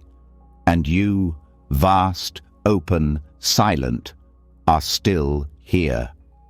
And once the sky is remembered as home and the clouds are no longer feared or followed, the air begins to feel different, lighter, less charged, more open. But within that openness, there is still a longing, not for silence, not for stillness, but for warmth. A kind of comfort that speaks not through thought, not even through touch, but through something older, something instinctive, what enters through the breath but reaches far deeper. This is where the next practice begins, not in the mind, but in the atmosphere that surrounds it, not in a word, but in a fragrance. In many Buddhist traditions, scent is not a decoration. It is a form of prayer, a way of cleansing not just physical space, but energetic presence. When monks light incense, they are not simply making the air smell pleasant. They are invoking memory. They are calling the body into softness, guiding the spirit into reverence. And they are doing something even more subtle, soothing the imprints that suffering has left behind. These imprints, called samskaras, are traces left on the mind and body from past experience. They don't always show up as memory. Sometimes they show up as mood, as tension, as an unexplainable heaviness. They live in the nervous system, and they carry the residue of thoughts, actions, and emotions that were never fully digested. And while meditation clears many of these layers, there are some imprints that respond not to silence, but to scent. Sandalwood is one of the most revered of these sacred scents, not just for its earthy sweetness, but for its deep connection to presence. In temples across Tibet, India, Thailand, and Sri Lanka, sandalwood is used during chanting, during death rituals, during prayer, and during rest. It is said to purify without aggression, to center without overwhelming, to soften the mind without forcing it to let go. Sandalwood doesn't push, it invites. The Buddhist understanding of aroma is that scent bypasses the thinking mind. It does not ask for logic. It does not need a reason. It goes directly to the heart of sensation, to the body's memory.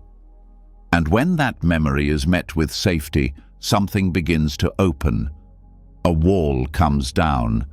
A breath deepens. A knot begins to loosen, not because someone said the right thing, but because the air itself began to speak in a different way. The sandalwood room is not always a literal place.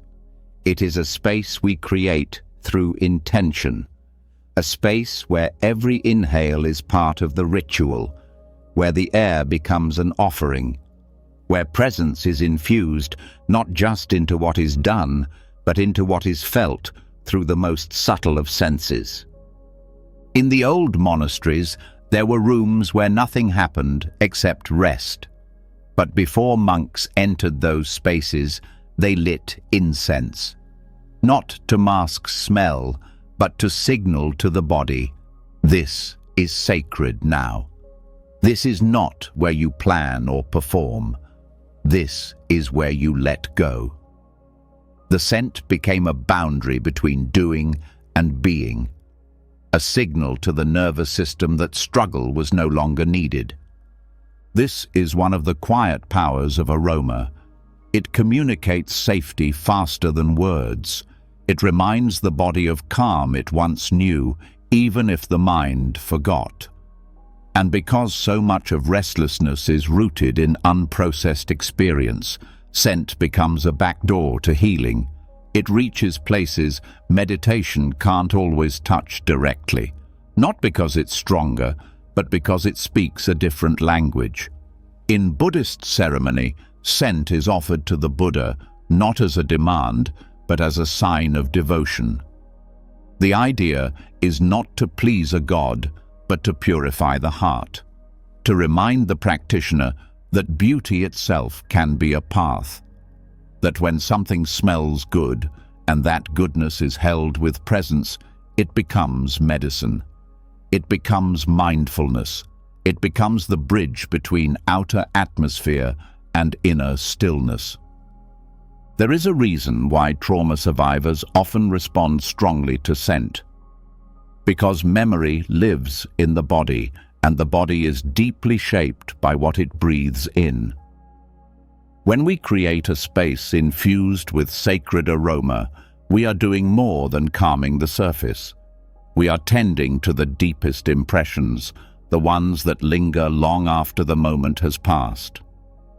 Sandalwood, in particular, is said to cool the fire of the mind, to ease the agitation of thought without suppressing it, to allow emotion to be felt without being inflamed. It doesn't erase the past. It doesn't force silence. It creates the conditions for spaciousness. And in spaciousness, healing begins, not with effort, but with presence. The practice of using aroma as medicine is ancient. Ayurvedic texts describe scent as a form of sattva, the quality of balance and clarity, not stimulating, not dulling, but centering. And that's what we need most before sleep. Not sedation, not suppression, but softness that doesn't ask us to disappear. Creating your own sandalwood room doesn't require a temple. It requires awareness, a candle lit with intention, a few drops of oil placed near where you rest. Even the simple act of inhaling and exhaling while holding the scent in your awareness becomes a form of meditation, a message to the body that now is the time to drop the armor, to loosen the grip, to breathe without defending anything. Because scent lives in the breath, it becomes part of the rhythm. And when that rhythm slows, so does the mind. This is why monks often breathe in through the nose while seated with incense, not to deepen the practice, but to deepen the presence. The scent becomes a companion, not a tool, not a trick, but a silent witness that holds the space without needing to say anything. Sometimes the body needs more than silence. Sometimes it needs softness that wraps around it. The warmth of scent does this without pressure. It does not pull. It simply exists, and in its existence, the body remembers that it is safe. This is especially important at night, when unresolved energy often returns. When thoughts that were pushed aside all day finally have room to surface. And while meditation helps us observe them, aroma helps us stay soft while we do. It creates a nest for the awareness to rest in, a kind of cushion for the soul, not one that blocks emotion, but one that holds it gently enough to let it move. You are not controlling the mind with scent. You are reminding the body that peace is possible. That stillness does not have to be empty. That rest can be rich, full, and safe. This kind of rest is not accidental. It is cultivated. It is invited. It is built breath by breath, ritual by ritual, presence by presence. Scent is not magic, but it is memory. It is emotional memory. It is cellular permission. And when used with care, it becomes one of the gentlest ways to soothe the nervous system and prepare the mind for sleep, not by force, but by beauty. Let this space you're in now become your sandalwood room. Whether there is fragrance or not, let the breath be scented with awareness. Let the air feel sacred, even if it's quiet. Let this moment be filled not with action, but with atmosphere. You don't need a perfect setup. You don't need expensive oils. You need presence. You need the willingness to surround yourself with gentleness. That's what calms the karmic impressions. Not denial, but devotion. Not escape, but care.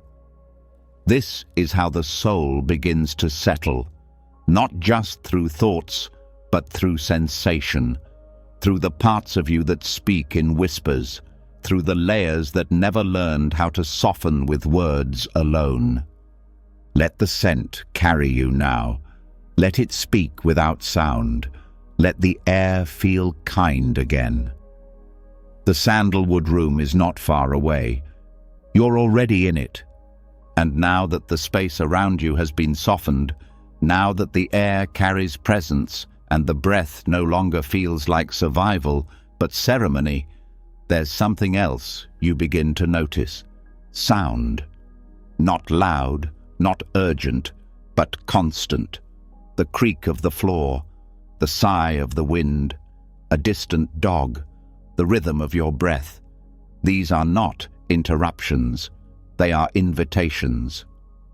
In the stillness you've created, even the quietest sound becomes part of the practice. The next step on this path is not about silence, but about listening without needing to reply. In the solitude of forest monasteries, monks are taught to listen to everything, not to judge it, not to analyze it, but to receive it fully, whether it's birdsong, rainfall, rustling leaves, or even a cough from a neighboring hut. Every sound becomes a teacher, not because it holds meaning in the way the mind often searches for, but because it holds presence. Each sound becomes a bell, not calling for attention, but reminding that it's already here. In the Dhamma talks given deep in the Thai forests, some masters would tell their students not to tune out the world, but to listen to it more deeply, not to filter sound as distraction, but to meet it as practice. The chirp of a frog becomes no different than the rise of a thought. It appears, it passes, it reveals something, not through words, but through awareness. The problem is not sound, it's resistance to sound. It's the belief that peace only comes when the world is completely quiet. But in the Buddhist view, that kind of peace is fragile. Real peace is the ability to remain centered even when life continues moving around you. That includes noise. That includes what you hear when you're trying to sleep, when you're meditating, or when your thoughts are already loud. When you let go of the need to judge every sound, you stop reacting. You stop deciding which sounds are good and which are bad. You stop labeling everything as peaceful or annoying. This is how sound stops being a trigger and becomes a teacher. You hear a car pass, and instead of tensing, you breathe. You hear the wind knock on your window, and instead of wishing it would stop, you let it stay. And in that shift, something deeper opens. This practice is known as receptive listening. You are not hunting for meaning. You are not bracing for disturbance. You are simply letting sound move through you, like wind moves through the trees, like water flows around stones.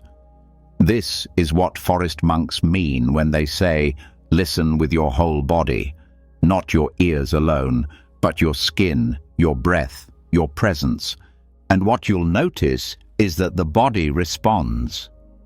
When sound is not labeled as threat or task, the nervous system softens. You stop being on guard. You start being available to feel without defense, to hear without judgment, to rest without needing to shut out the world. In this kind of listening, even the ordinary becomes sacred. The fan humming beside you, the crackle of an old floorboard, the distant bark of a dog. None of these sounds have to be removed.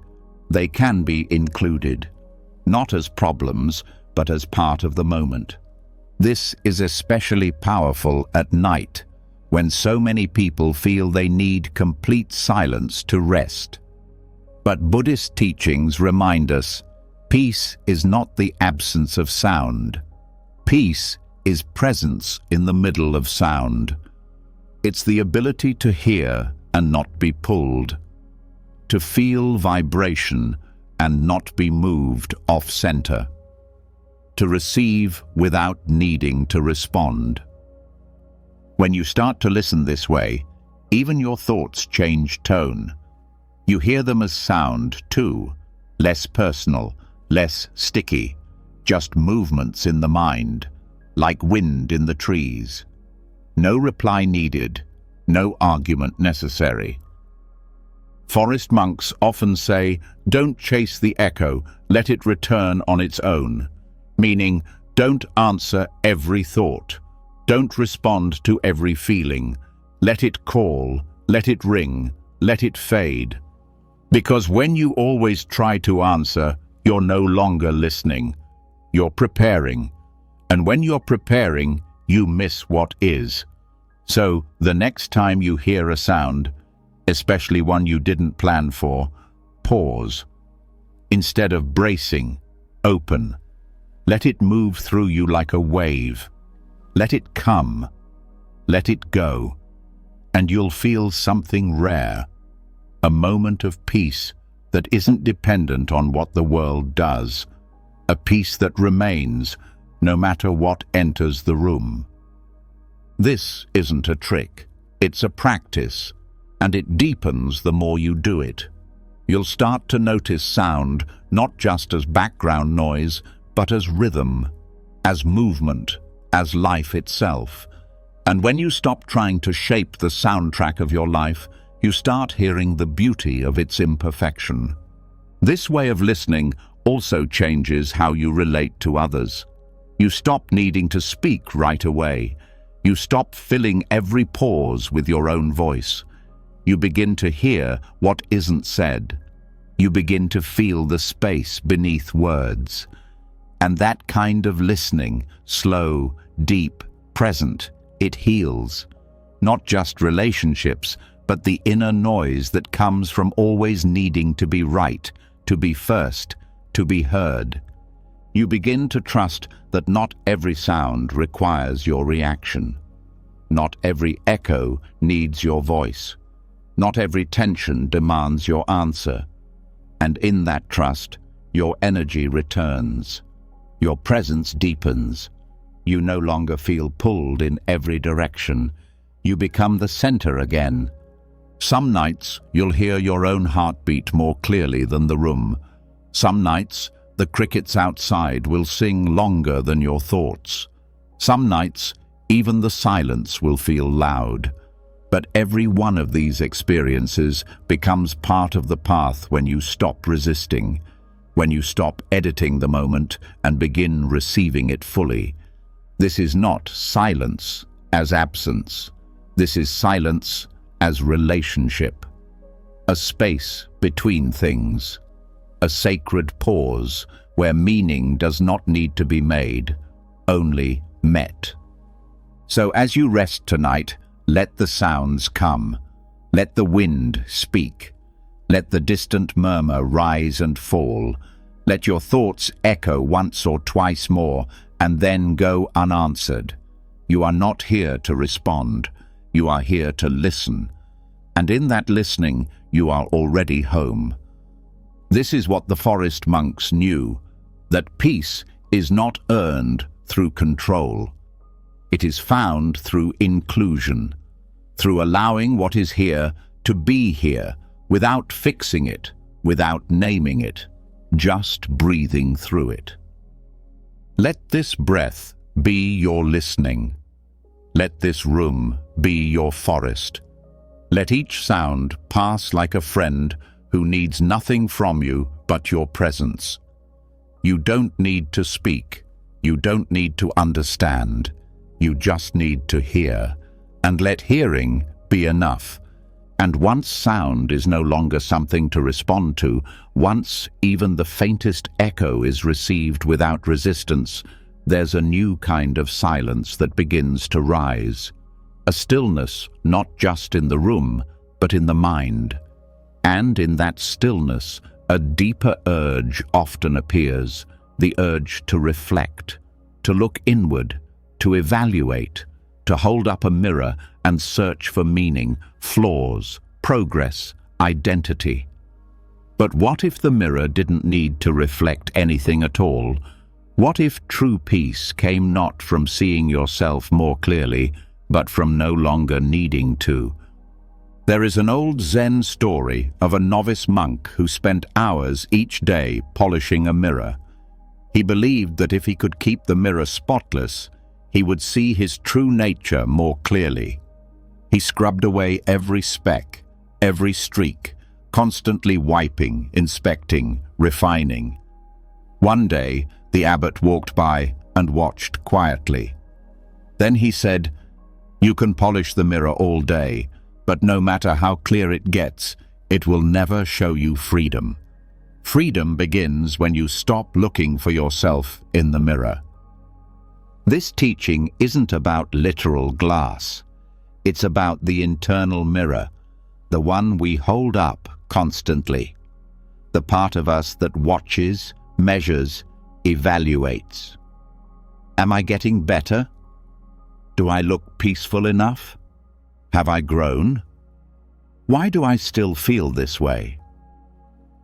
These questions may seem helpful, but often they are a disguise for clinging. A subtle way we stay trapped in self-concern.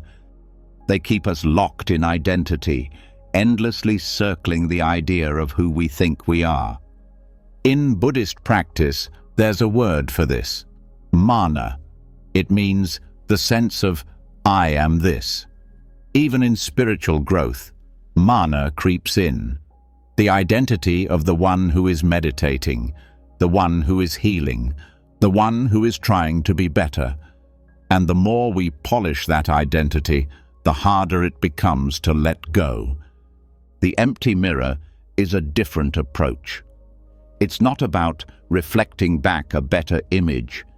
It's about being spacious enough to hold everything without needing to define any of it.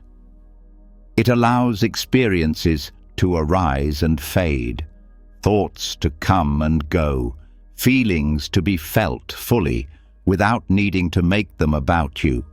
This is not detachment in the cold sense. It's intimacy without possession. It's the ability to feel something deeply, but not create a story around it. When a thought of sadness comes, you don't need to say, "Why am I still sad?" or "What does this mean about me?" You just feel it, hold it, and let it pass. That's the empty mirror. It reflects what arises, but does not cling to the reflection. In many Zen monasteries, students are told that even attachment to clarity is still attachment. You can become so obsessed with self-awareness that you forget how to simply be. You trade one form of clinging for another, and the mind remains tense, even while practicing calm. Letting the mirror go empty means stepping out of the loop of self-analysis, not forever, not with denial, but with trust.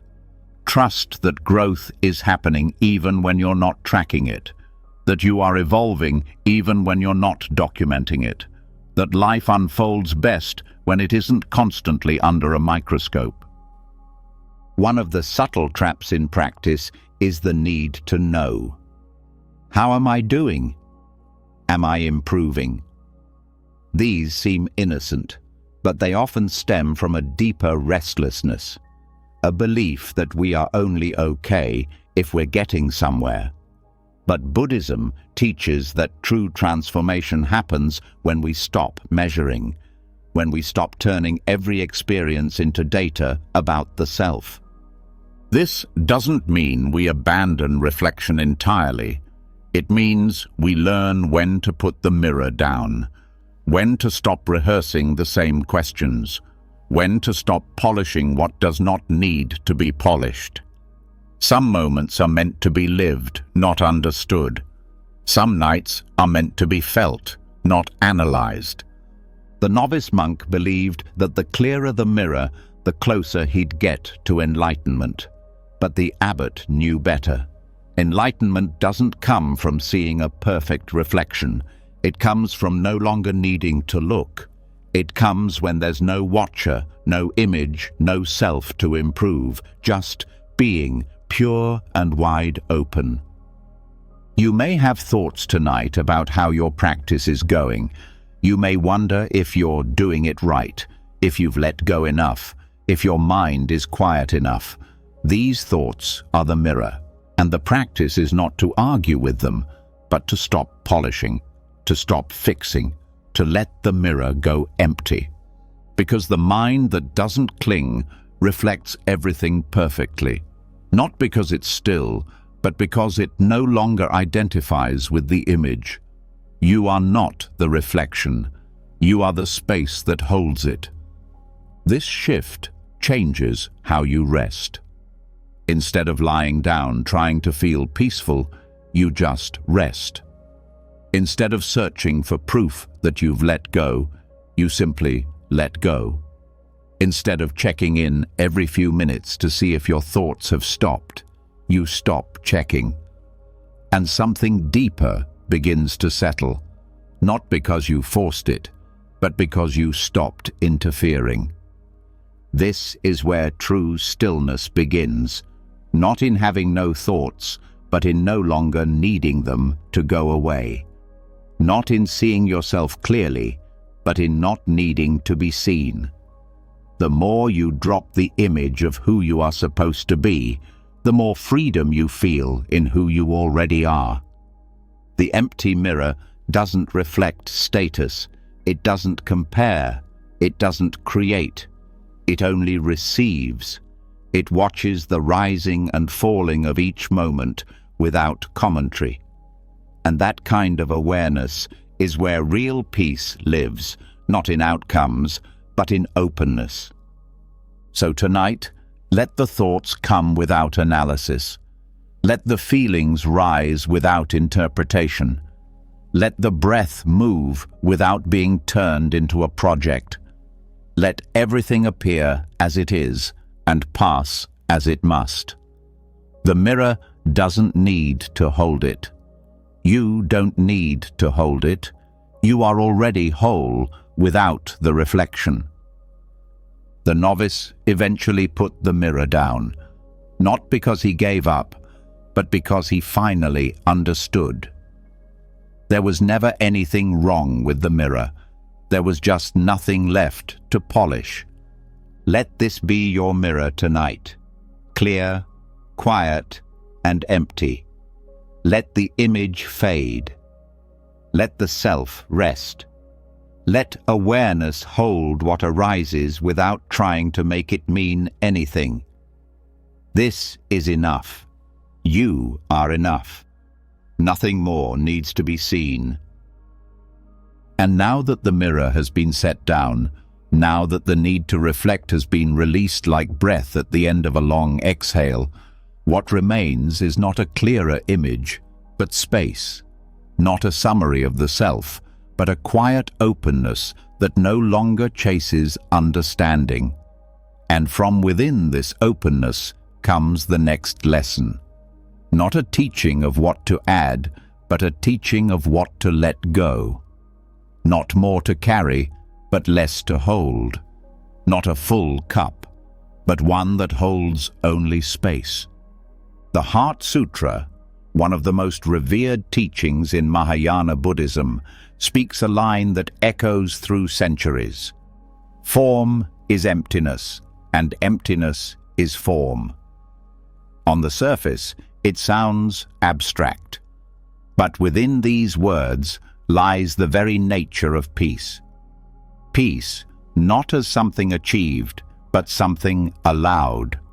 Something that arrives not when we have everything, but when we are no longer burdened by needing anything.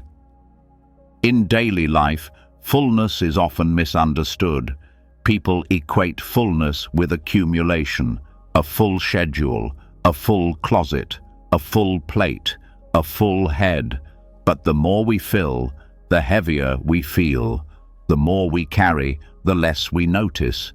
And over time, fullness becomes confusion, cluttered emotion, crowded thoughts, saturated awareness. The Heart Sutra turns this idea inside out. It points to the cup, not when it's overflowing, but when it's empty, as the place where life begins to pour in. Not because emptiness is lack, but because emptiness is freedom from what does not serve. A clear space, a silent room, a mind that no longer hoards. This kind of emptiness is not about loss. It's about release. It's the shedding of what's been accumulated but never truly needed. Expectations, labels, emotional baggage passed down like inheritance, stories that were never yours, pain that never had to be permanent. All of it fills the cup, leaving no room for stillness. To feel full in the Buddhist sense is to let your emotional body be unburdened, not blank, not shut down, but available. Available to feel without being shaped by every feeling. Available to receive without grabbing. Available to rest without guilt. You don't find this kind of fullness by doing more. You find it by seeing clearly what's no longer needed and releasing it, one thought at a time. Not with anger, not with dramatic gestures, but like breath leaving the body, naturally, unforced. There's a teaching that says you can't pour tea into a cup that's already full. The same is true with presence. You cannot experience peace if the mind is stuffed with unresolved noise. You cannot enter rest if your soul is dragging too much behind it. You cannot feel whole when you are crowded with things you were never meant to carry. So the practice becomes subtraction, gently, patiently. You don't rip things away, you become aware. This resentment, do I need it? This belief, has it served me lately? This memory, am I ready to stop living inside it? And one by one, the unnecessary begins to fade. This is not erasure, it is refinement, letting the layers that have crusted over the heart soften, letting the emotions that linger, not because they're useful, but because they're familiar, finally leave, not pushed away, but bowed to and released. In this way, emptiness becomes sacred. It is no longer a void to fear, but a space to trust.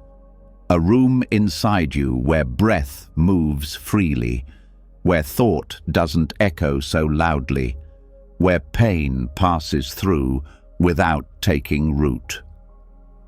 The Heart Sutra doesn't say, get rid of form. It says, understand that even form, when deeply seen, is empty. Meaning, what you think you need to hold, what you think you are, can change. It is not fixed. It is not as solid as it seems. This applies to emotions too. You don't have to own every sadness. You don't have to explain every fear. You don't have to catalogue every doubt. You simply recognize that they are passing weather. And if the cup is too full, they stay longer. But if you allow emptiness, they drift. The body knows this truth. That's why it exhales. That's why it sleeps. That's why it lets go of breath again and again. Because release is not weakness. It's rhythm. It's wisdom. It's the natural movement of all things. And to resist that movement is to suffer. In Buddhist practice, this emptiness is not lonely. It is interconnected. Spaciousness connects everything. A room only holds what it holds because it is not filled with walls. Your mind only understands because it is not crammed with conclusions.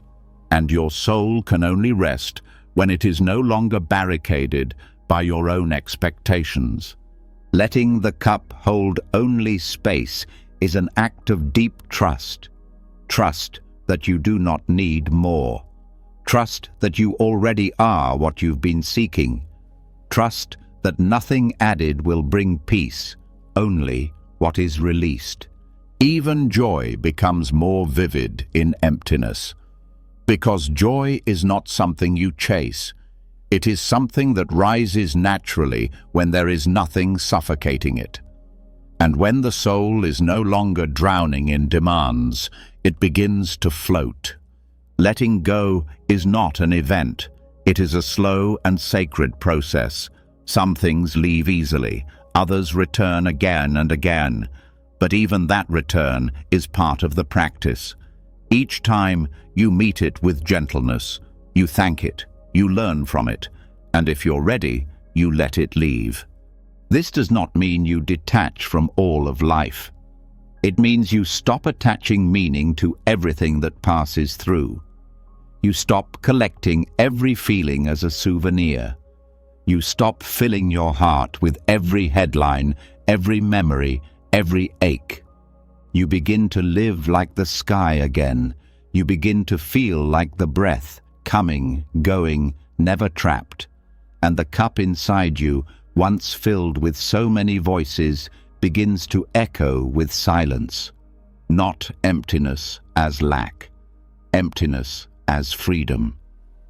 So, as you lie here tonight, ask gently, what have I been holding too long?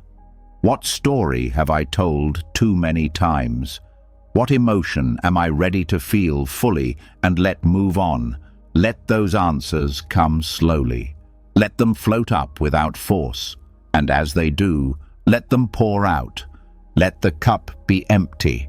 Let the space remain. Let yourself know that in this emptiness, nothing is missing. Because when the craving stops, when the self-inventory fades, when the inner collector rests, that is where true fullness begins. Not by adding more, but by needing less. Not by doing more, but by allowing what is. Not by chasing peace, but by making room for it to arrive. And right now, the room is ready. The cup is clear, and nothing more needs to be poured in. And now that the cup holds only space, now that the mind no longer clings and the heart no longer overflows with what doesn't belong, a new kind of energy begins to reveal itself. Quiet, steady, unforced. It's not the kind of fire that demands to be seen. It's not urgency. It's not adrenaline. It's the slow, glowing warmth of something ancient and lasting. This is the strength that doesn't shout. This is compassion, not as a feeling that comes and goes, but as a source of gentle endurance that never burns out. In many Buddhist texts, compassion, karuna, is spoken of not as emotion, but as a fuel. It's not the soft, fragile kindness people often imagine.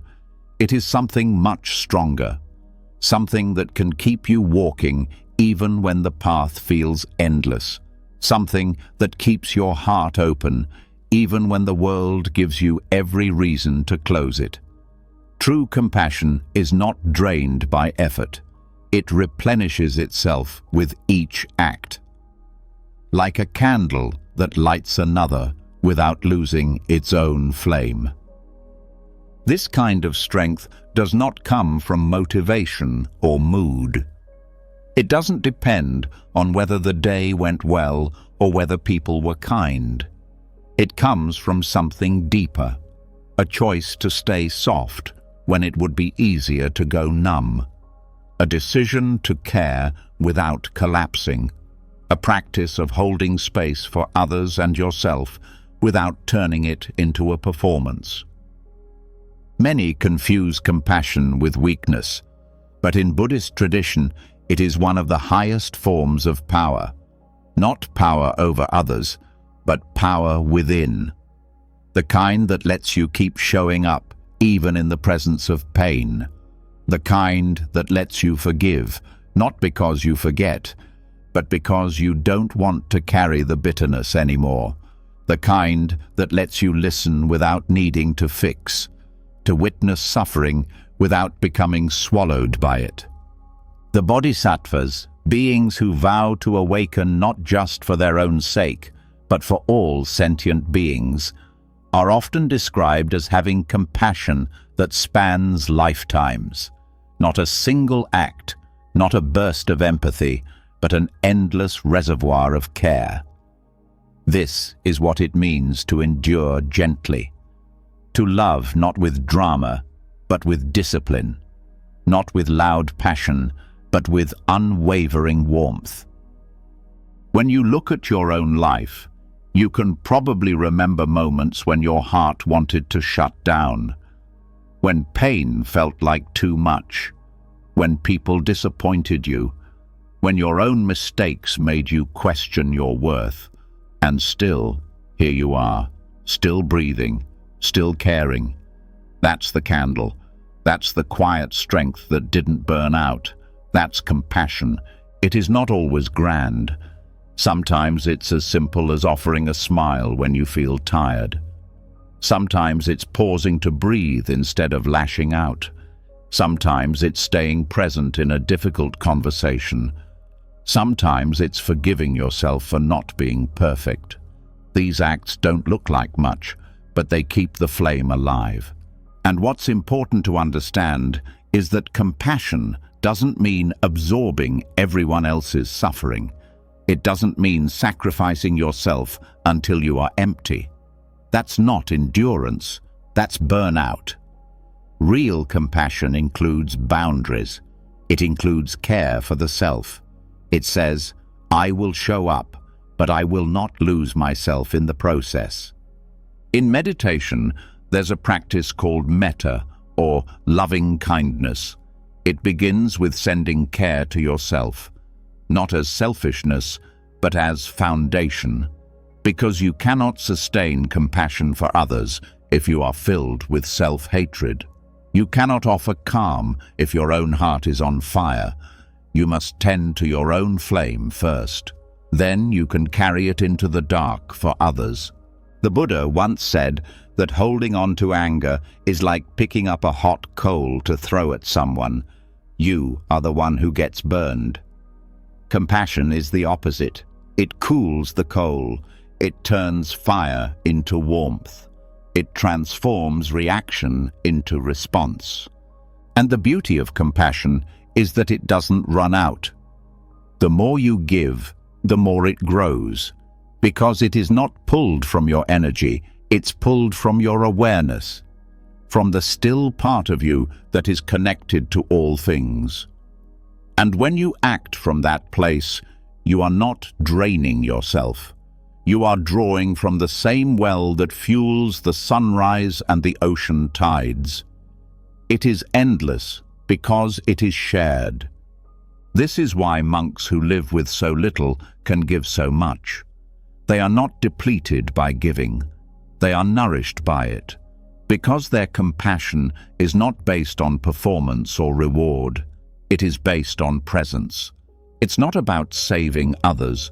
It's about being with them. It's not about solving every problem. It's about refusing to turn away. And this endurance, this steady compassion, becomes especially important when facing the suffering of the world. It's easy to become overwhelmed, to feel powerless. But the candle doesn't ask you to fix the world. It asks you to stay lit, to stay warm, to be the one who doesn't go cold. Even your breath can become an act of compassion. When you breathe slowly and stay grounded, you send a signal to your nervous system. We are safe. And from that safety, you can offer calm to those around you. Your presence becomes a refuge. Your steadiness becomes a balm. In the long nights of grief, in the slow weight of uncertainty, compassion becomes your anchor. It doesn't promise that things won't hurt, but it promises that you won't abandon yourself when they do. And the more you practice this, the more you return to your breath, the more you soften your heart, the more natural it becomes. Compassion is not a technique, it's a way of being, and it's built in small moments. Choosing to breathe instead of react, choosing to listen instead of judge, choosing to rest instead of push, choosing to forgive instead of carry. These choices, repeated gently, create a life that does not harden, even when the world tries to make you. The candle that didn't burn out is not about never feeling tired. It's about knowing how to renew, knowing how to return to what matters, knowing how to keep the heart open without letting it break beyond repair. So tonight, let your breath be that flame. Let it burn quietly. Let it remind you that you are not here to race. You are not here to prove. You are here to endure gently, to soften in a hard world, to keep offering warmth, not in bursts, but in steady light. You don't have to give everything, just give presence. You don't have to be perfect, just be kind. And if you forget, if you close, if you react, that's okay. You return, you breathe, you light the candle again, because every time you choose compassion, even for a moment, the world becomes a little warmer. And so do you. Not by effort, not by strategy, but by remembering what you already are, a steady flame that knows how to stay. And now that the flame of compassion is lit and steady, now that your warmth is no longer conditional on what the world does or doesn't give back, you begin to see something even deeper. What happens when the world becomes chaotic? What happens when everything around you shakes, when certainty disappears, when emotion swells like thunder and the future goes dark like rain clouds? This is not about being gentle when life is gentle. This is about staying grounded when the winds howl. This is about learning from the monk who slept through storms. In one of the old oral legends passed through Buddhist monasteries, there was a monk who traveled alone through rugged mountains. He was known for never seeking shelter in temples, never waiting for calm weather, never delaying his path. When storms would roll in, lightning splitting the sky, wind tearing at the trees, rain flooding the trails. He would find the nearest cave, lie down, close his eyes, and sleep. Others who followed him once asked, "How do you sleep through this?" And his answer was simple: "Because I don't ask the storm to stop." This teaching is not about literal rain. It's about what happens when life becomes uncertain, when the world does not bend to your timing, when the ground beneath you feels unstable and the thoughts in your mind echo louder than thunder. The monk slept not because he was fearless, but because he understood one truth. Peace doesn't come from controlling the storm. It comes from finding shelter that doesn't depend on anything outside of you. The present moment is that shelter. It is not made of walls. It doesn't need to be quiet or easy, but it is always available. And yet, most people try to escape it, especially when it gets hard. The moment something becomes uncomfortable, mentally, emotionally, physically, the mind runs. It remembers the past. It predicts the future. It builds escape plans. But the monk's practice was the opposite. He entered the discomfort. He lay down with it, not because he enjoyed it, but because he trusted that nothing truly threatens you when you're fully present with it. Storms do not disturb the present moment. They only disturb our expectation of what the moment should be. This is the heart of the teaching. The pain is not in the rain. The pain is in our resistance to the rain, in the belief that it shouldn't be here, in the fear that it will last forever, in the desire to control what was never ours to control. But when you release that grip, when you stop demanding peace and start allowing the moment to be what it is, something strange happens. You start to feel safe, not because things are fixed, but because you stopped running. The monk who slept in storms knew that what passes through the sky also passes through the mind. Thoughts come, emotions swirl, memories crash, but they are weather. And just like the sky is never harmed by the storm, your awareness is never harmed by what passes through it. That is the real shelter, the unmoving center within you. And this isn't about pretending to enjoy suffering. It's about discovering that suffering grows when you resist the moment, and that it often softens when you meet it directly, when you lie down inside it without flinching, when you breathe into it without fighting, when you allow the wind to howl and let your breath stay steady anyway. One of the hardest things for people to learn in meditation is how to stay, to sit through discomfort, to breathe through racing thoughts, to remain in the center of their own experience when everything in them wants to leave. But the more you stay, the more you realize the storm doesn't break you, your resistance does.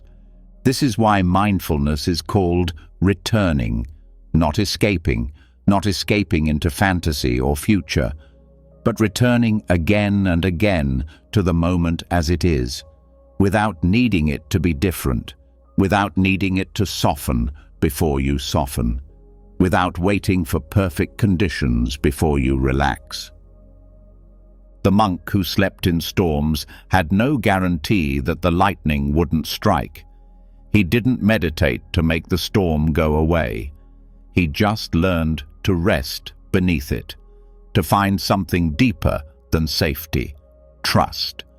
Not that nothing bad would happen, but that whatever happened, he would meet it from presence, not panic. This changes everything, because now, when stress comes, you don't brace, you breathe. When fear rises, you don't tighten, you stay. When emotion shakes you, you don't collapse. You feel it all the way through, and you let it pass. Because it will pass. The storm always passes. That's the nature of all things.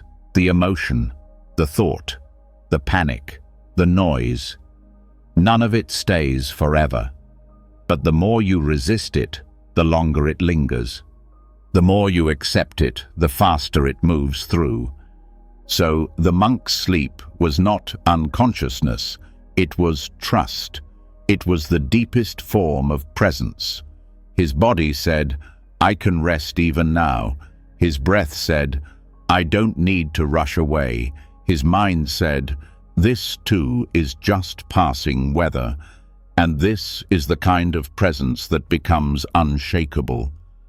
You may not be lying in a cave tonight, but the storms still come. The storm of too many thoughts, the storm of fear about tomorrow, the storm of regret about yesterday, the storm of loneliness, the storm of pressure. And the only way to rest through them is not to conquer them. It's to sit down in the center of yourself, breathe deeply, and stop asking them to go away. Let the storm be loud, you be still. Let the thoughts race, you slow down. Let the heart ache, you stay close. And in doing so, you become the shelter you were looking for. You become the stillness you thought was missing. You become the monk who doesn't need the storm to stop in order to sleep. This is not indifference. This is deep attention. This is bowing to the moment exactly as it is and saying, "You are enough." This is removing the condition that says, "I'll rest when things are calm," and replacing it with, "I'll rest because I choose to return here." This is not a one-time lesson. It is a lifelong practice. But every time you lie down and feel overwhelmed, remember the monk. Remember that presence is not created by silence.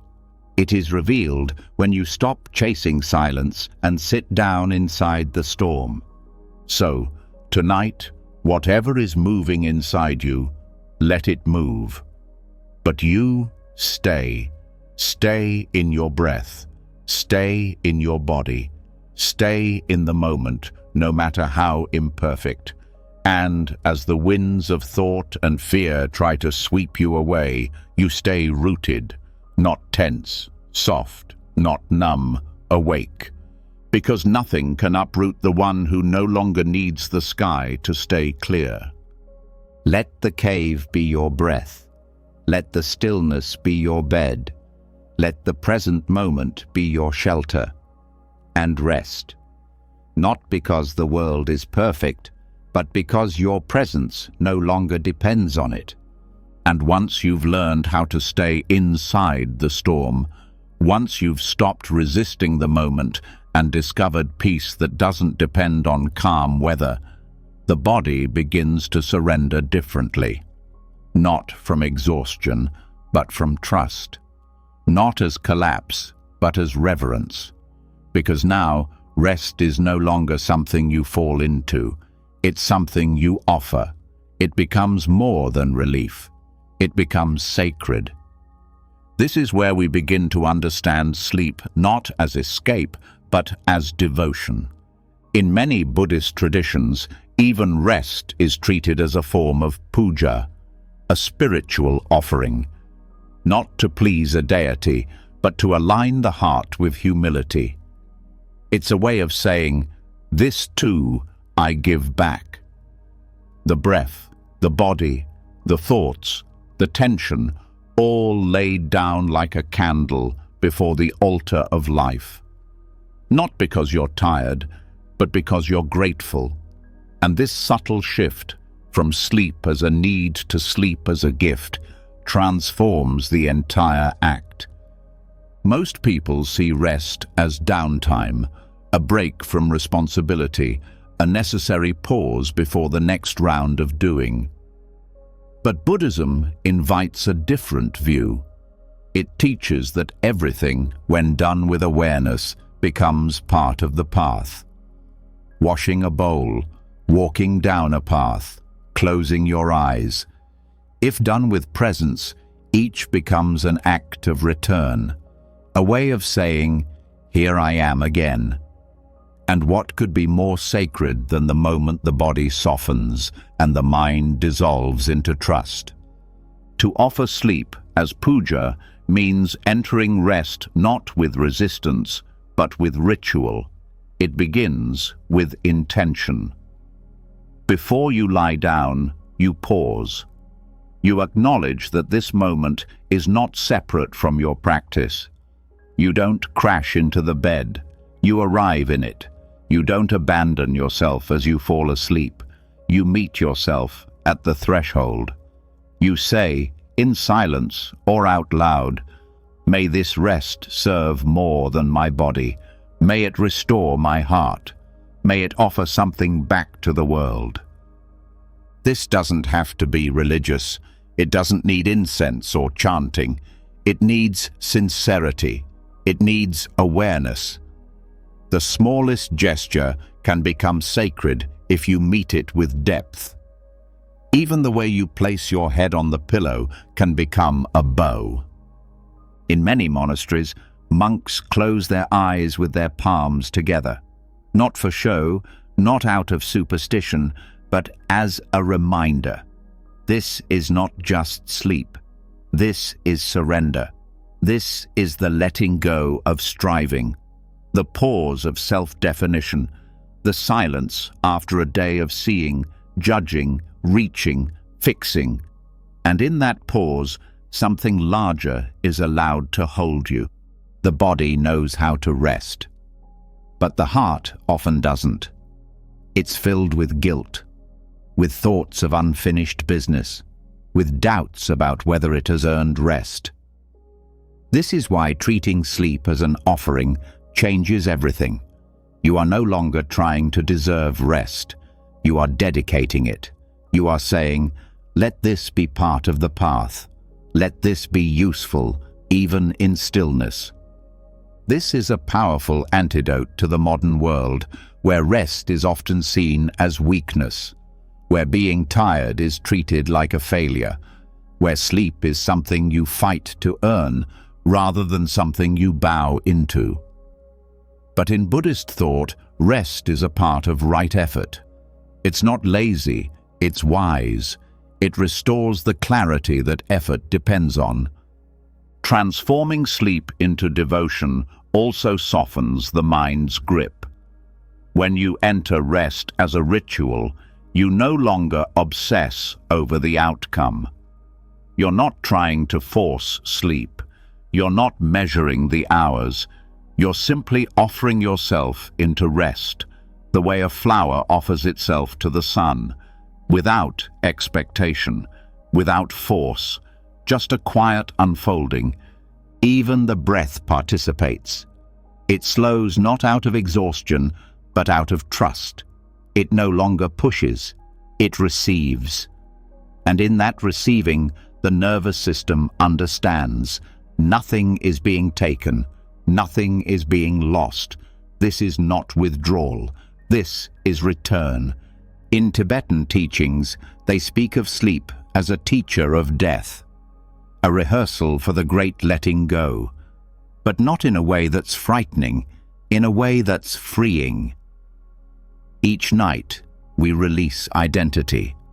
We stop holding names, stories, judgments. We dissolve. And if we can do that with presence, then even death becomes less terrifying, because we've practiced it 1,000 gentle times. And when sleep is done with reverence, it becomes a form of love, not just self-care, but world care. Because the more rested you are, the more peace you offer to others, the less reactive you are, the more space you have for compassion. So your rest is not selfish, it's service. The way you close your eyes at night becomes the way you carry your heart during the day. If you sleep with resistance, your waking hours will feel tense. If you sleep with surrender, your waking hours will feel open, not because sleep fixes everything, but because it recalibrates the soul. This is why the Buddha encouraged his disciples to be mindful in every posture, sitting, standing, walking, lying down. Rest was not an exception. It was part of the path. The body lying down is not falling away from awareness, it is deepening it. And so, tonight, as you prepare for sleep, ask yourself gently, what would it feel like to offer this rest instead of collapse into it? What would it feel like to make this moment part of your practice instead of a break from it? Maybe you place your hand on your heart. Maybe you whisper words of gratitude. Maybe you exhale with the awareness that even this breath is enough. You don't need to recite mantras. You don't need to be perfect. You only need to be sincere. Let the bed become your altar. Let your stillness be the incense. Let the softness of your body be the chant. And let the act of rest be your offering, not because you've done enough, but because being is enough. This changes the way you wake, not with tension, but with grace. You don't rise as someone who just survived the night. You rise as someone who gave something sacred to it. And so, rest now. Not because the world is quiet, but because you've made peace with yourself. Not because you've earned it, but because you were never meant to prove your worth through exhaustion. Sleep not to escape, but to return. Sleep not as delay, but as devotion. You are not separate from the sacred. You are part of it. And when you sleep in that remembrance, even the night becomes a prayer. Even silence becomes an offering. Even stillness becomes love. And once rest has been offered as devotion, once the body has been entrusted to stillness and the night received with gratitude instead of exhaustion, something even quieter begins to rise. A question that doesn't shout, but lingers softly in the breath. What becomes of all the gentleness we've given, all the kindness that was never noticed, all the softness that was offered without reward? The answer comes like a whisper carried by the wind. What you send out softly returns softly, not always when you expect it, not always from where you gave it, but it always finds its way back, just like a feather drifting slowly through the sky, circling its way home. In the Buddhist view of karma, not all return is immediate, and not all seeds bloom where they are planted. Sometimes you smile at a stranger and they never smile back. Sometimes you forgive someone who never knows they were forgiven. Sometimes you help quietly and the world moves on without noticing. But that energy, soft, clear, unforced, it doesn't disappear. It moves, it travels, it lands in places you may never see.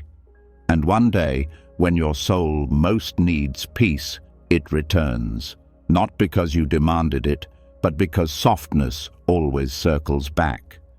This is what's known in some teachings as the karma of gentleness. It's not the karma of reaction, where pain causes pain. It's not the karma of great deeds that bring recognition. It's the karma of softness, of the small, often invisible actions that create subtle harmony in the heart, the kind that seems too small to matter until you realize it was the only thing that ever made your spirit feel safe. In daily life, people are often drawn to intensity, loud change, strong opinions, visible achievement. But in Buddhist monasteries, the deepest practice is often the most silent one. Sweeping the floor slowly, offering water without speaking, bowing without expecting to be seen. These are not just customs, they're ways of shaping the mind through humility, through presence, through softness that expects nothing yet transforms everything. And this softness, when practiced consistently, creates a kind of karmic pattern that protects the soul.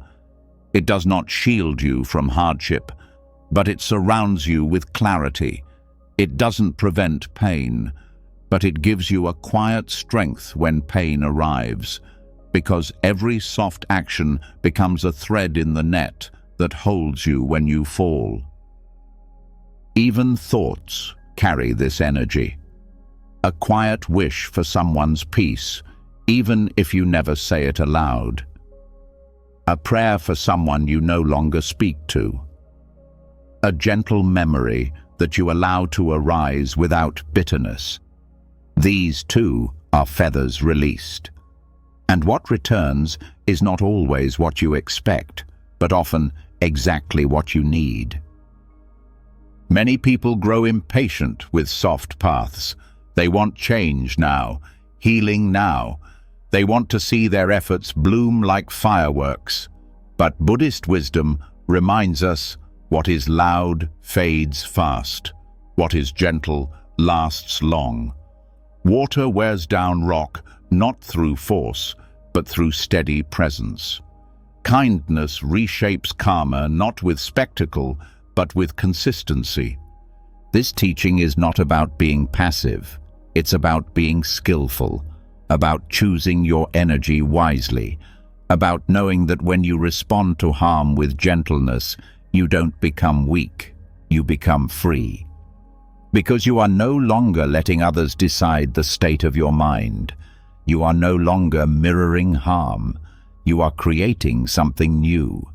And that creation returns in ways you may not see, but always feel. Think of the times you were met with unexpected kindness. A stranger holding a door. A friend sending a message when you needed it most. A teacher giving you time when you didn't ask for it. These are not random. They are the feathers that floated back, sent by others who once gave softly, and now, without knowing it, helped carry you through. And you too have been that feather for others, in ways you'll never fully understand, in words you forgot you said, in small decisions you made that shifted someone else's day. That is the quiet miracle of softness. It creates change without demanding recognition. It ripples out without needing to be traced.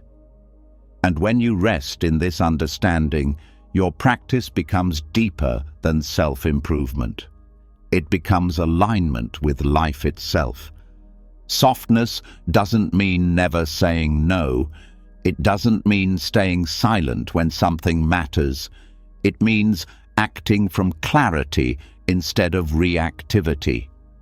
It means choosing love without needing it to be returned in a specific way. It means trusting that the more your heart gives freely, the more the world begins to respond in kind, slowly, gently, and often when you've forgotten you even asked. The karma of softness also includes how you treat yourself. Every time you forgive yourself instead of punish, every time you choose rest over pushing, every time you speak to yourself with tenderness instead of criticism, that, too, becomes a feather.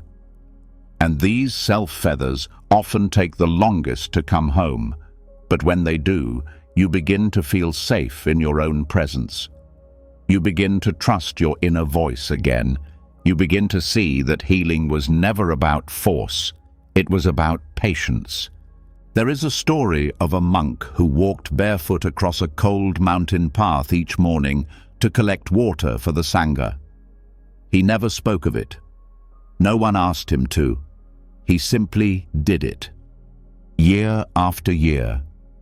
And in his final days, as his body weakened, the same students who once slept through his walks began carrying him to the river instead. No grand speech, no repayment demanded, just the gentle return of what he had once given without need. This is the rhythm of soft karma. It returns when you're no longer chasing reward, when you've already let go, when your heart has moved on.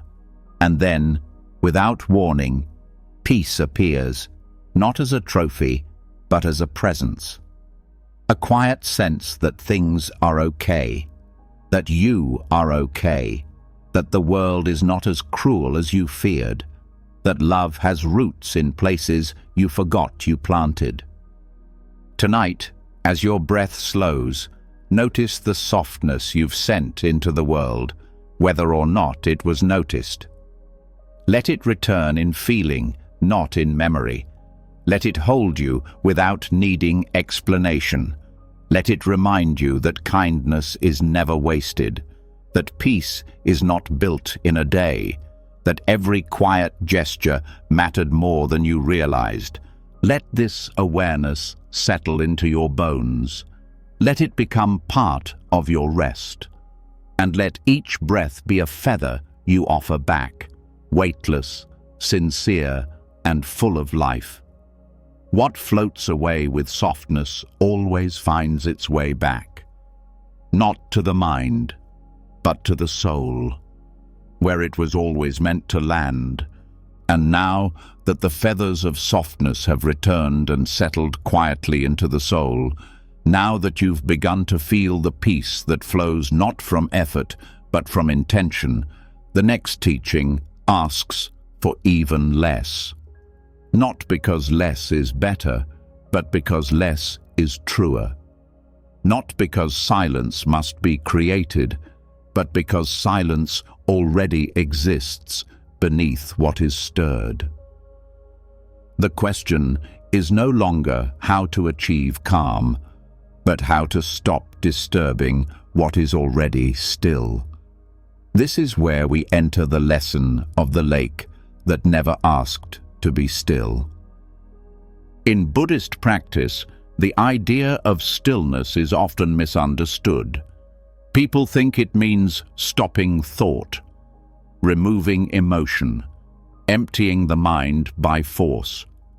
But these are just new forms of agitation, new ways of stirring the water while telling ourselves we're trying to calm it.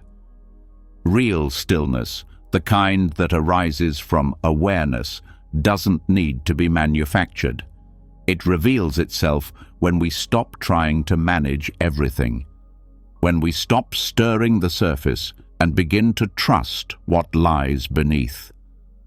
A lake becomes still not because it tries to still itself, but because the wind stops. And the wind stops when it is no longer being fed.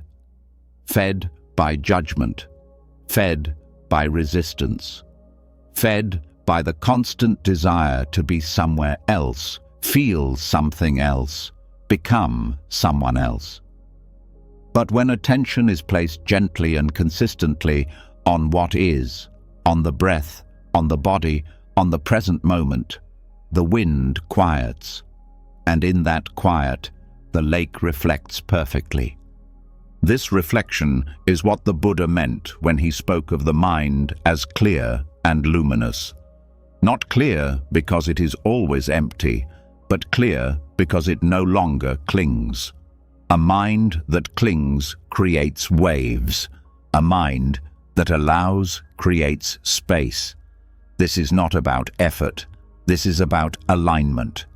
The water does not struggle to settle. It only needs to be left alone. But the modern mind is trained to interfere. It's trained to optimize, to fix, to improve, even in meditation. You sit down to rest, and immediately there's a plan. Be calm, focus more, eliminate that distraction. The mind, trying to be still, becomes more restless, like stirring the lake to make it clearer. But Buddhist teachings remind us, clarity comes when we stop the stirring. This is why awareness is not about control. It's about inclusion. You do not remove what's present, you allow it. You let the fear sit. You let the boredom breathe. You let the noise pass through. And in that allowing, your presence deepens, and the waters begin to settle, not because you made them, but because you stopped interfering. Even emotions respond this way. Anger flares because we argue with it. Anxiety spikes because we fear it. But if you stop trying to fix the feeling and simply give it space, it starts to soften. It moves like weather across the lake, passing without leaving a mark. You don't need to fight it. You only need to stay. This is why monks don't try to achieve peace. They prepare conditions for peace. They sweep, they walk slowly, they chant, they breathe. And these simple acts are not to create silence. They're to stop disturbing it. They're to return the body and mind to the natural rhythm that already contains stillness. It's easy to believe that calm is rare, that it must be hunted down in retreats, in special routines, in silence so deep the world disappears. But calm is not rare. It is buried under habit, buried under reactivity, buried under thought loops that say, not this moment, not yet, not like this. But the moment you stop feeding those loops, the lake starts clearing. You don't need to wait for a better time. You don't need to wait until your life is simpler. The stillness you seek is not in the conditions. It's in the quality of attention you bring. If your breath is present, if your awareness is kind, if your effort is dropped, the water reflects what's real. This changes your relationship with discomfort. You stop trying to make everything feel okay. You start trusting that even the messiness belongs, that you don't need perfect control to feel safe. You only need to stop stirring what was never yours to fix. You begin to realize that peace doesn't require removal, it requires space. And when you give space to your thoughts, to your body, to the people around you, something surprising happens. The frantic energy begins to fade. Not because you forced it out, but because it was never meant to stay. Like a storm that loses interest when there's no resistance. The lake doesn't resist the rain. It doesn't resist the sun. It reflects whatever comes. And then it returns to stillness. You can live this way too. You can respond without clinging. You can experience without becoming. You can allow without absorbing. That's the calm that doesn't leave you, because it was never outside you.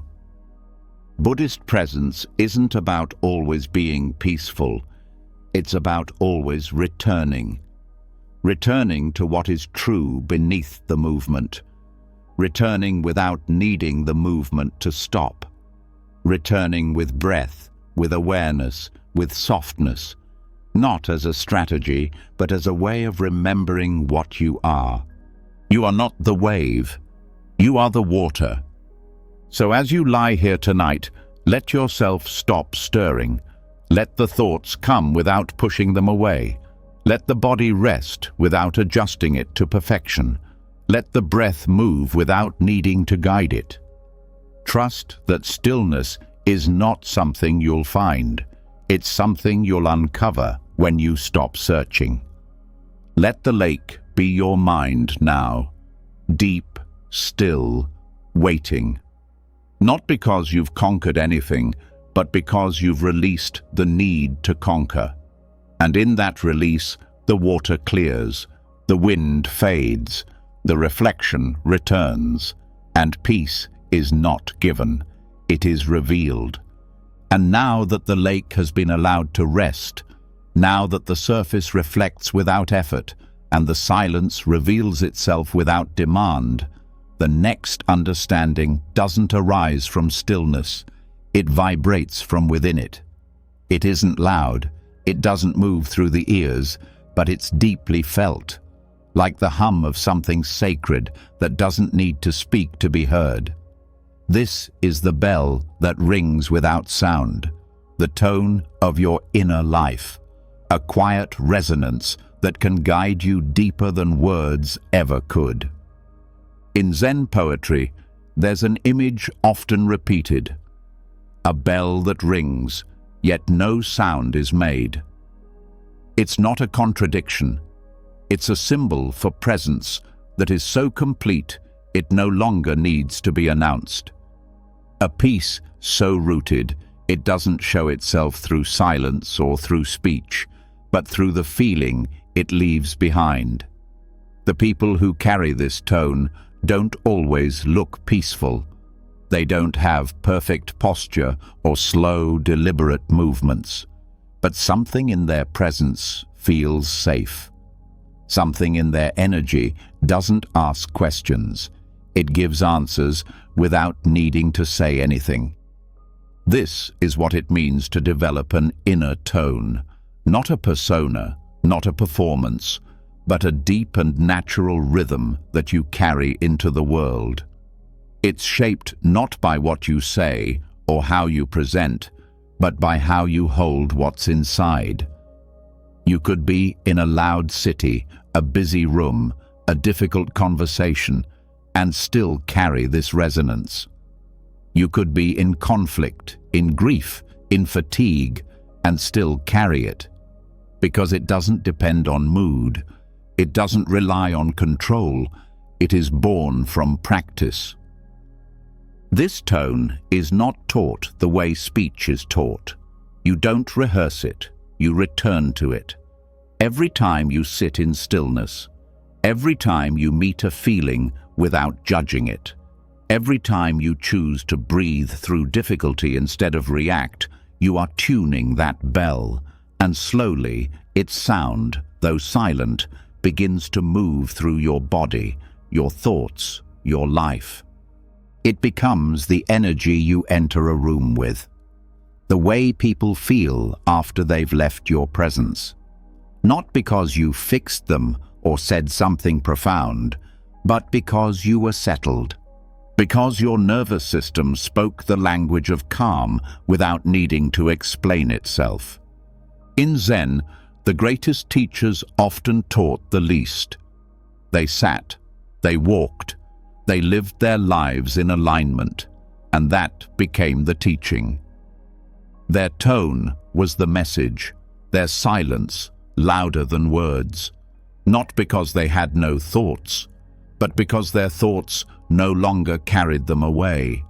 They let thought arise and fall like wind through reeds, and what remained was the hum beneath it all. This hum lives in everyone, but most don't hear it because of the noise they build around it. Plans, regrets, expectations.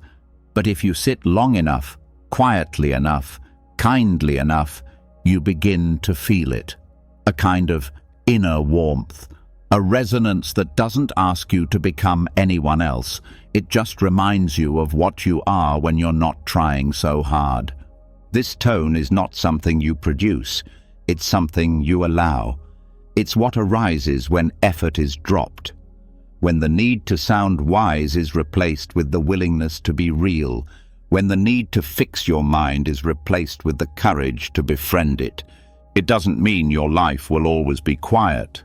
It means you will no longer depend on quiet to feel whole. You begin to carry silence with you. Not emptiness, but fullness. Not numbness, but presence. The kind of presence that makes people pause without knowing why. That makes you breathe deeper without trying. And this inner tone becomes especially powerful at night. When your thoughts want to review the day. When your body wants to carry tension into sleep. when your mind wants to fill the silence with analysis. Instead of fighting all that noise, you return to your tone. You let it ring, not as sound, but as sensation, as breath, as the echo of something still and undisturbed. There are nights when your thoughts will be loud, but the tone will still be there, beneath them, supporting you like a hand you can't see but always feel. That's the gift of this practice. The tone doesn't compete with thought, it outlasts it. And how do you find this tone? You don't chase it, you don't analyze it. You meet yourself with presence, again and again. You listen to the silence beneath your breath. You feel the way your chest rises, not to fix it, but to notice it. You become aware of the part of you that's always been listening, even when the rest of you was distracted.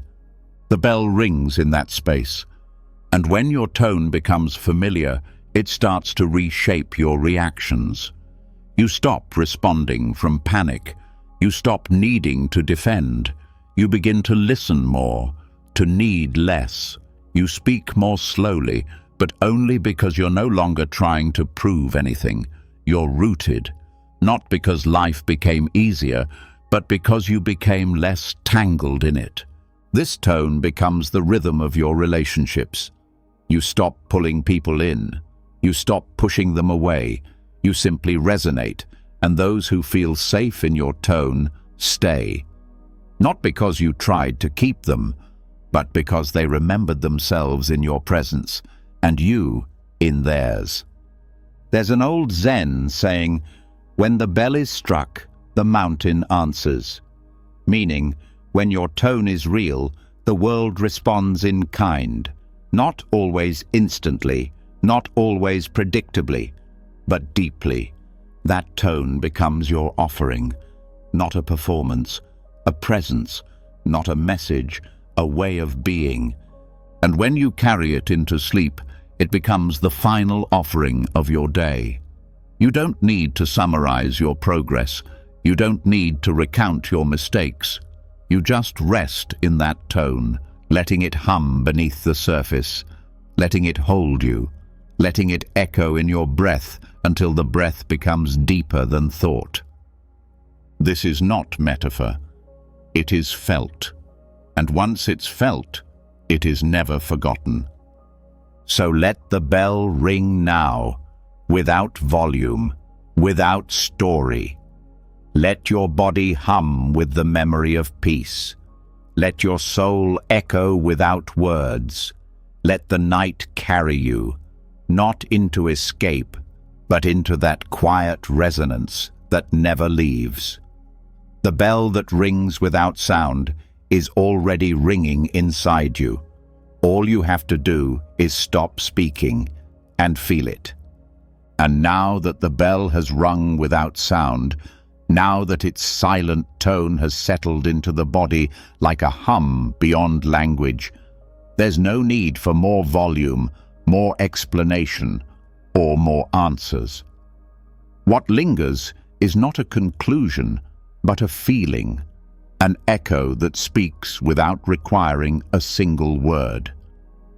And this is what leads us into the next teaching, the wisdom of not needing to finish the story, not needing to control the plot, not needing every question to resolve before rest can begin, because peace is not the end of the story, it's the space where the story is allowed to keep unfolding. In many Buddhist traditions, stories are not told to reach a point. They are told to reveal something deeper than a point, something alive, shifting, open-ended. Unlike many modern narratives that demand closure, Buddhist storytelling invites you to sit with the part of the tale that never quite lands, the part where the meaning is not certain, where the ending is not tidy. Not because life is incomplete, but because it was never meant to be wrapped up like a solved equation. There is a Zen koan that goes like this: "A monk asked his teacher, "What is the meaning of life?" The teacher replied, "Rice in the bowl, water in the pail." That's it. No explanation, no philosophical answer, just daily life, just what is. The story ends not with clarity, but with presence. And in that presence, the need for explanation dissolves. This is one of the most difficult teachings to absorb, that you don't have to fix the story of your life in order to find peace. You don't have to rewrite the past. You don't have to figure out the perfect next chapter. You don't have to explain every emotion or make sense of every experience. You are allowed to be a story that tells itself. The mind is trained to edit constantly. This shouldn't have happened. I should be farther along by now. Why did I do that? But each of these thoughts is an attempt to grab the pen and rewrite what has already been written. And the more you do that, the more you pull yourself away from the page you're actually living. The more you analyze the plot, the less you live the moment. Buddhist practice teaches that the narrative mind, the part that always needs to label, summarize, and resolve, is only one layer of awareness. Beneath that layer is something quieter, not a narrator, a witness, a presence that doesn't need the story to be different. That presence doesn't ask, "How does this end?"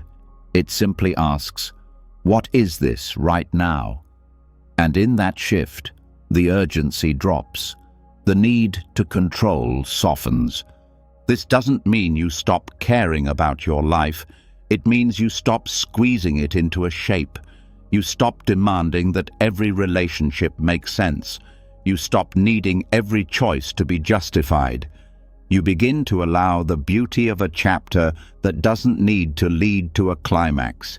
You begin to sit with the middle of things, the changing of things, the mystery of things, and not treat any of it as a problem. The story that tells itself is never rushed. It unfolds at its own pace, sometimes with clarity, sometimes with confusion, sometimes with deep love, and sometimes with loneliness. But when you stop measuring how it's supposed to go, you start living it fully. You begin to notice small details that would otherwise be missed. The weight of your breath, the texture of quiet, the way one feeling dissolves into another, the way no scene lasts forever. And in Buddhist storytelling, even the ending is never really the end. One tale flows into another. One teacher's lesson becomes the seed of a student's practice. One silence carries more depth than 100 explanations. The story is not there to define you. It's there to awaken you. When you try to fix the plot, you are saying that the present moment isn't enough, that something must be added or removed for it to be worthy. But the more you practice mindfulness, the more you realize everything that's happening now is the story. There is no destination to reach before peace can begin. Peace begins the moment you stop rewriting and start listening. Even your mistakes are part of the story, not side notes, not accidents, just sentences that didn't go the way you expected. And maybe they never needed to. Maybe their value isn't in how they ended, but in what they revealed while they happened. Maybe the version of you who existed in that chapter was exactly who you needed to be to learn what you know now. The practice, then, is not to become the perfect author of your life. It's to stop resisting the authorless nature of it. Life is writing itself through you, moment by moment, breath by breath. You are not the entire book. You are the page that is being written right now. And that page doesn't need to make sense to be sacred. This also means you don't have to know how the current moment fits into the bigger picture. You don't need to force meaning onto what you're feeling. You don't need to solve the plot twist before you can rest. You can simply say, "This is where I am in the story," and let that be enough. And when you begin to see it this way, rest becomes easier. Not because everything is clear, but because clarity is no longer a requirement for peace. You stop fighting with your mind about what should have happened. You stop demanding that your emotions be tidy. You stop arguing with your own timeline. You lie down not as someone who failed to resolve things, but as someone who finally gave permission for life to be what it is. You allow your breath to carry you without needing to narrate where it's going. You feel your body resting into the mattress, not as an act of surrender, but as a continuation of the story. The chapter that ends not with punctuation, but with presence. There are many stories in Buddhist texts that don't resolve. A master offers a cryptic answer. A student bows and walks away. A moment passes, and nothing more is said. Yet something deep is understood, not in the mind, but in the heart, in the place where meaning doesn't need to be named, to be felt. This is how your life becomes a sacred text, not because it is flawless, but because it is true, because it is lived with awareness, because it no longer resists its own unfolding. So, tonight, let the story continue. Let the unanswered questions stay open. Let the past remain unwritten. Let the future come without scripting it in advance.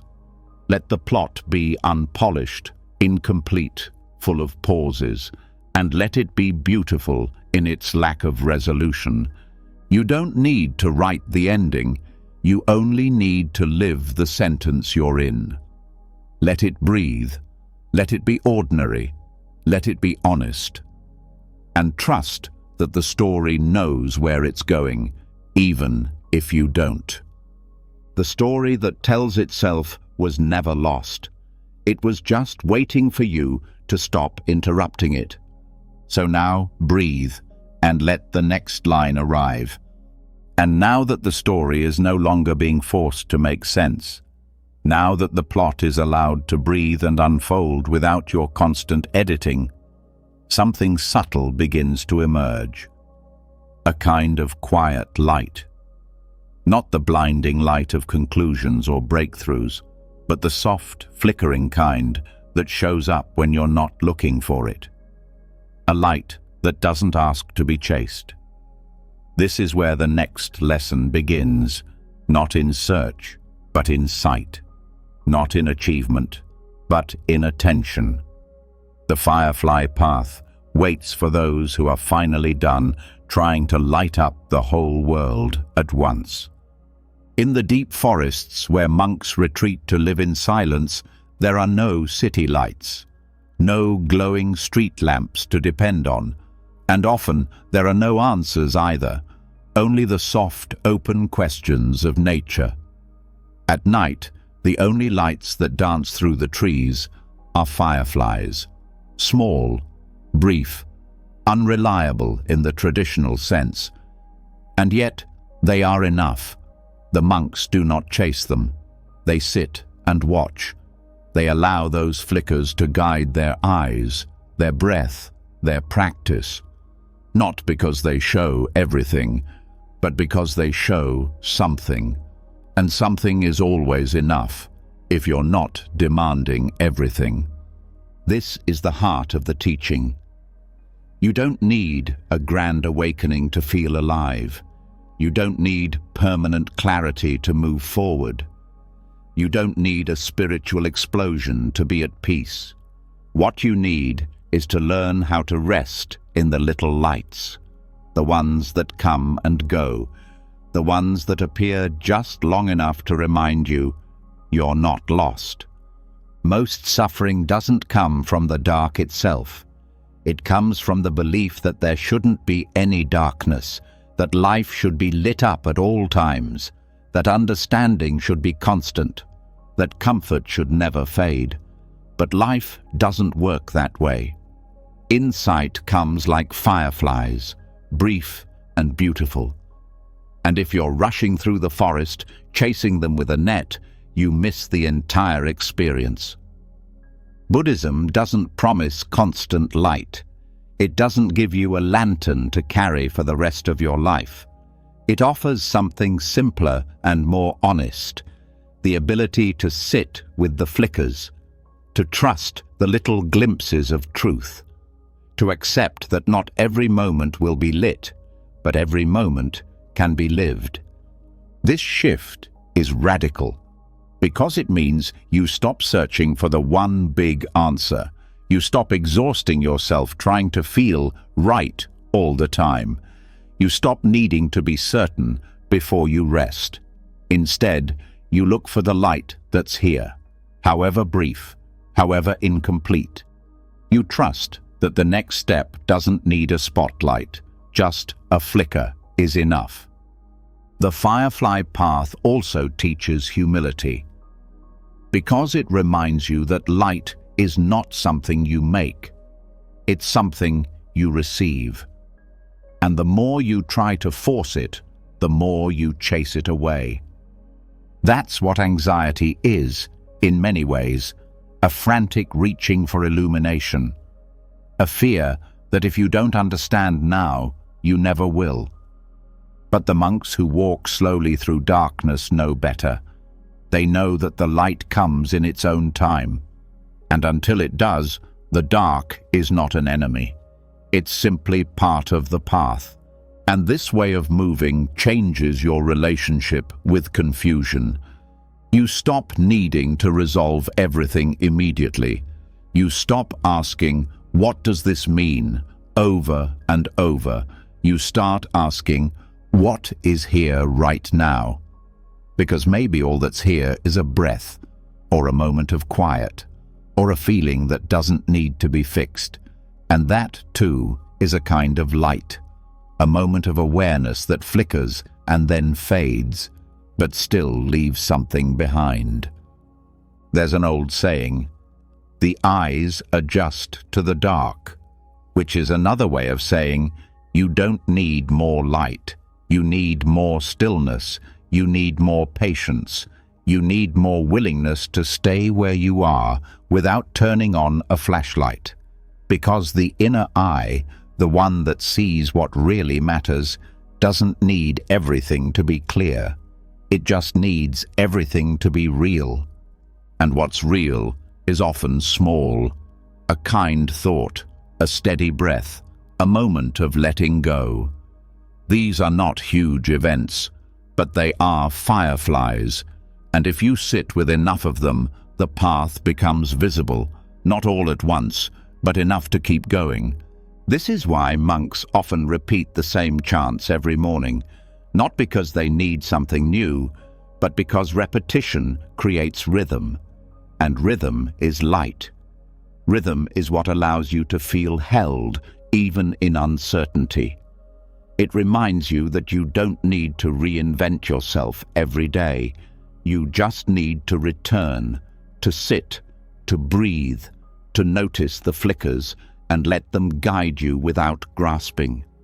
You also stop comparing your journey to others. You stop looking at people who seem fully lit and wondering why your path still feels dim, because you understand now they too are following fireflies. They too are trusting the flickers. The difference is that they've stopped expecting the forest to turn into a stadium. They've learned to love the dark as part of the process. And when you begin to see this way, life gets quieter. Not dull, quiet. You begin to move more slowly. You begin to speak with more care. You begin to treat each feeling as something sacred, even if it's painful. Because now you're not trying to fix the mood. you're looking for the light within it. And the more you do this, the more your mind starts to relax. It no longer searches constantly. It no longer panics when things go dark. It trusts that light will return. Maybe not in the way you expect, maybe not when you expect, but it will, because the nature of life is to flicker. Let that be enough. You don't need to know what comes next. You don't need to figure out the entire forest. You just need to keep noticing the fireflies. Keep breathing through the silence. Keep pausing long enough to let the next flicker find you, because it will. The path you're on doesn't need to be clear to be true. It doesn't need to be lit to be sacred. It only needs your presence, and your presence doesn't need perfection. It just needs practice. Daily, gently, quietly. So tonight, rest with the fireflies. Let the light come in small ways. In the breath that doesn't need to be deep. In the thought that passes without judgment. In the silence that doesn't demand to be filled. Let these be enough. Let the flickers guide you, not to some final destination, but to this very moment. This inhale, this pause, this soft understanding that the light you've been chasing might already be here, not as a flood, as a spark. And when you wake tomorrow, don't search for clarity. Wait for it. Listen for it. Trust that it will return in its own time. And until it does, walk the path with your hands open, with your eyes soft, with your heart ready to receive even the smallest glimmer, because that's how the firefly path works. Not all at once, just enough. Always just enough.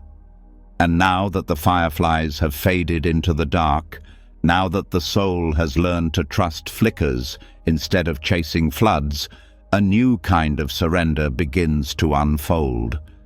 Not a letting go of hope, but of edges. Not a disappearance, but a soft dissolving into something wider. Something that no longer needs to be called me. The next teaching comes not with insight, but with spaciousness. This is where the raindrop meets the ocean, not with panic, but with peace. In the Buddhist tradition, the teaching of anatta, no self, is one of the most profound and difficult truths to accept. Not because it's complex, but because it challenges the very thing we've been told to build our lives around: identity.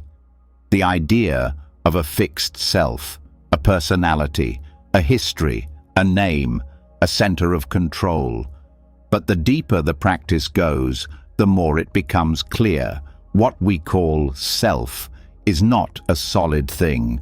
It's a collection of passing conditions, thoughts, emotions, memories, habits, patterns arising and falling, like clouds, like waves, like everything else. To hold tightly to this me is to create friction. Every insult hurts more. Every mistake becomes shame. Every success becomes pressure. But when the boundaries of self begin to soften, when the illusion of separation starts to fade, something unexpected happens. You don't disappear, you expand. You don't vanish, you merge. The pain is still there, but it's no longer personal. The joy is still there, but it doesn't need to be claimed. The moment is still here, but now it's held by something wider than thought. There is a story told in many Buddhist circles of a raindrop falling from the sky, fearful of what will happen when it hits the ocean. What will become of me? It asks. Where will I go? But when the moment comes, when it finally touches the vastness of water below, there is no pain, no loss, just return. The raindrop doesn't vanish, it remembers. It remembers it was always water, that the sky was never separate from the sea, that the falling was never a mistake. This is the wisdom of anatta, not the destruction of self, the loosening of it, the softening of its outlines, the understanding that what you truly are is not the voice in your head, not the image in the mirror, not the biography you carry. What you are is experience unfolding, a process, a breath, a field of awareness within which 1,000 things appear and disappear. And in this realization, so much pressure lifts. You don't have to fix the self. You don't have to defend it. You don't have to prove it. You don't even have to know what it is. You can just let it flow, like a river, like breath, like a raindrop carried by gravity into something so much bigger. This doesn't mean you stop functioning. You still use your name. You still speak your thoughts. But you no longer believe you are those things. You no longer tie your worth to how well your story holds up. You begin to act, not from identity, but from presence, not from ego, but from compassion.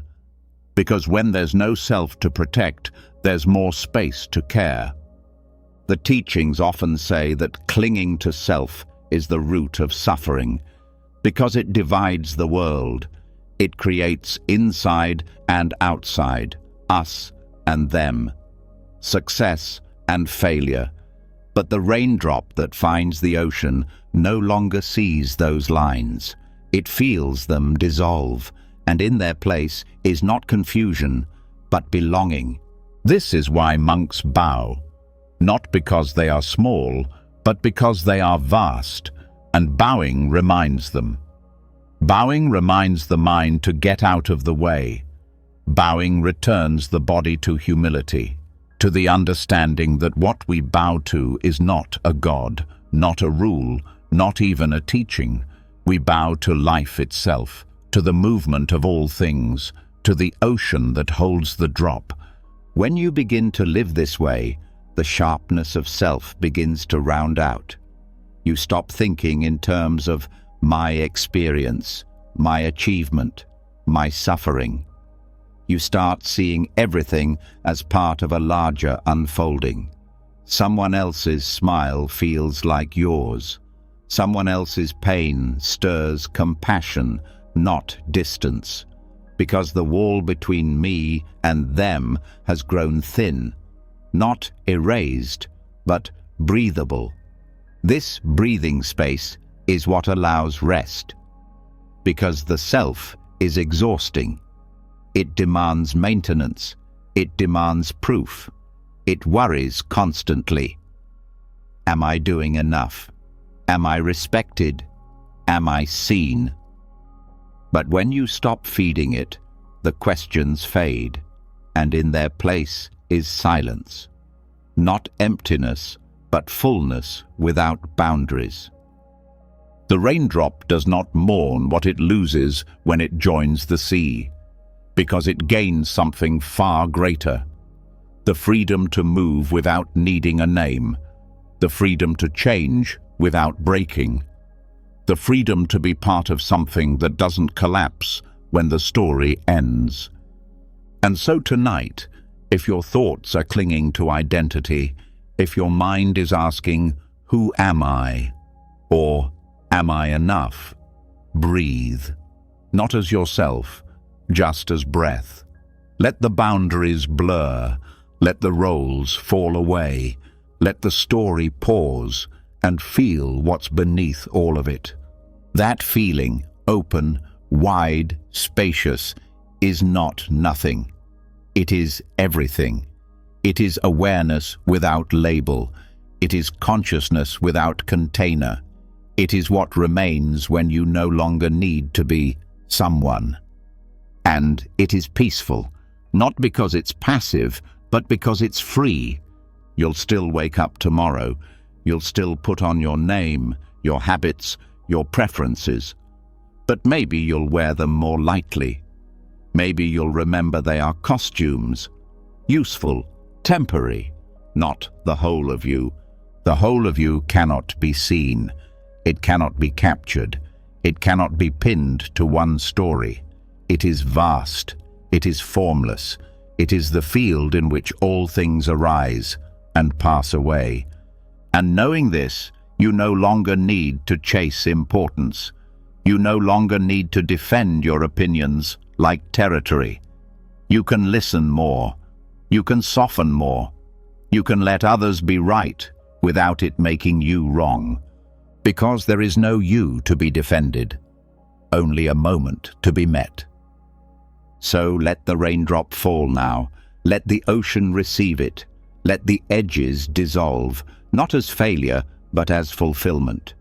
You were never meant to stay in the sky. You were always meant to return, to rejoin, to become something bigger by letting go. And when the self lets go, even for a moment, you'll know it, because the breath will deepen, the weight will lift, the world will feel wider, and your heart, finally unburdened, will say quietly, I was never apart. I was always part of the sea. And now that the raindrop has melted into the ocean, now that the self has softened into something wider than name or history, the next lesson comes not as a thought, but as a pause, a long, quiet exhale, a space where nothing needs to be declared, justified, recorded, or remembered. Not because nothing happened, but because it no longer needs to be proven. This is where we find the scroll that was never written. Not blank from neglect, but from freedom. A freedom born from no longer needing to show the world who you are. There is a deep peace that lives just beyond the hunger for explanation. It rises only when you no longer feel the need to account for your existence, when your life no longer feels like a resume, when your memories stop acting like exhibits in a courtroom, when each moment stops asking to be witnessed, posted, or retold. It is not the absence of meaning, it is the presence of silence where meaning once had to shout. In Buddhist monasteries, this freedom is felt in the simplest moments. No one asks what you did before you arrived. No one cares what your future goals are. The identity you wore out in the world is quietly set down at the gate, and in its place you become just a body, walking, sweeping, eating, sitting, breathing. Not because you've been diminished, but because you've been allowed to stop performing. You become someone who no longer needs to explain. This is not loss, it is arrival. There is an old saying among forest monks, the most sacred pages are the ones left blank. Because some wisdom doesn't need to be written, it doesn't need to be documented, it only needs to be lived and then released. Some stories nourish you once and then dissolve. Some insights are meant to vanish after they touch your heart. Trying to capture them only pulls you out of them.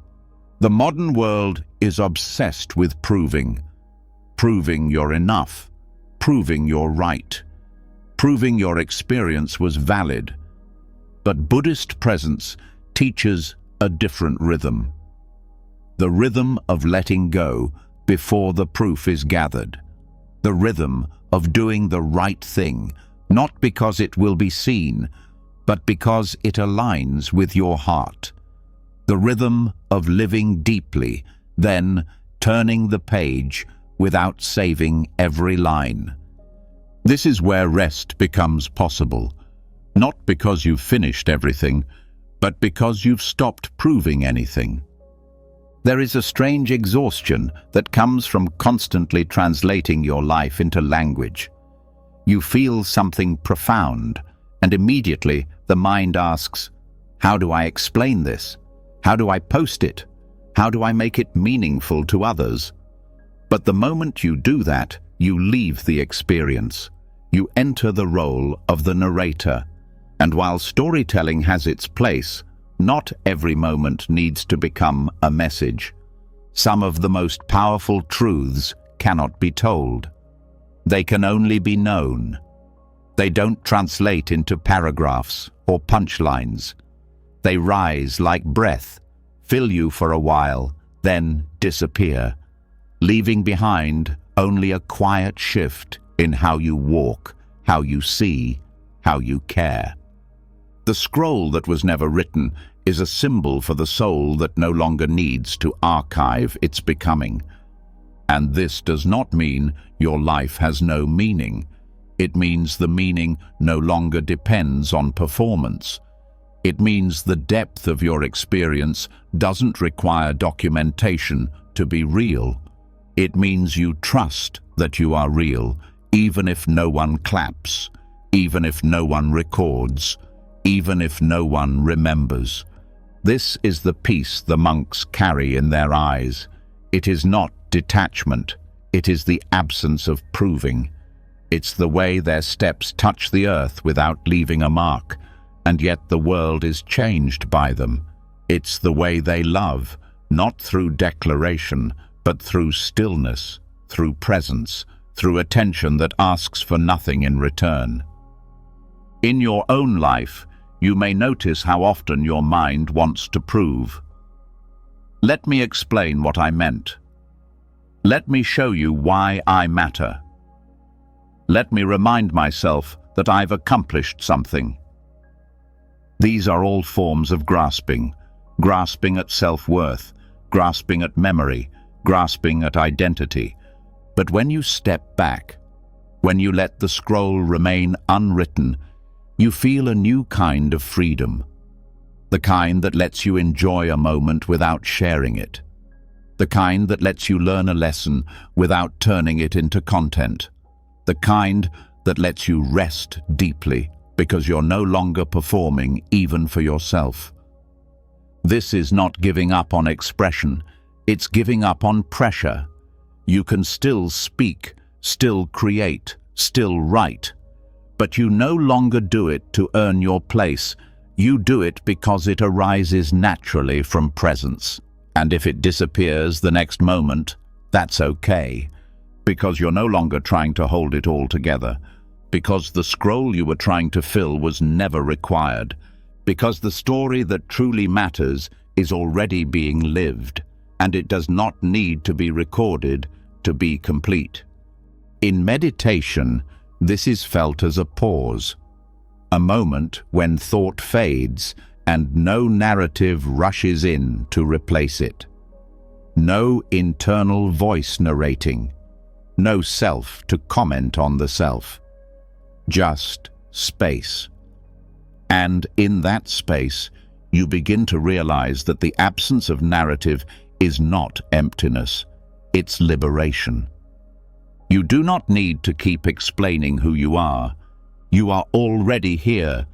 You do not need to keep convincing yourself that you are enough. You have always been. So as you rest tonight, let the scroll remain blank.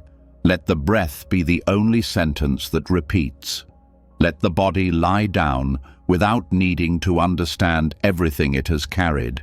Let the mind release its need to sum up the day, to label it as good or bad, meaningful or wasted. There is nothing to prove in this moment. Not to anyone, not even to yourself. Let the thoughts come and pass. Let the body sink and be held.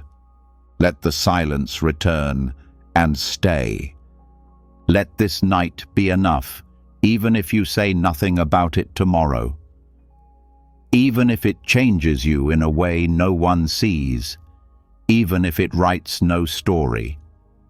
Even if the only trace it leaves is a softness in how you speak to yourself in the morning. The freedom is here, in the scroll that was never written, in the heart that no longer needs to be read, in the presence that needs no caption to be sacred. And now that the scroll has been left blank, now that the need to explain, prove, and preserve has dissolved into the quiet space of just being, what's left is even lighter.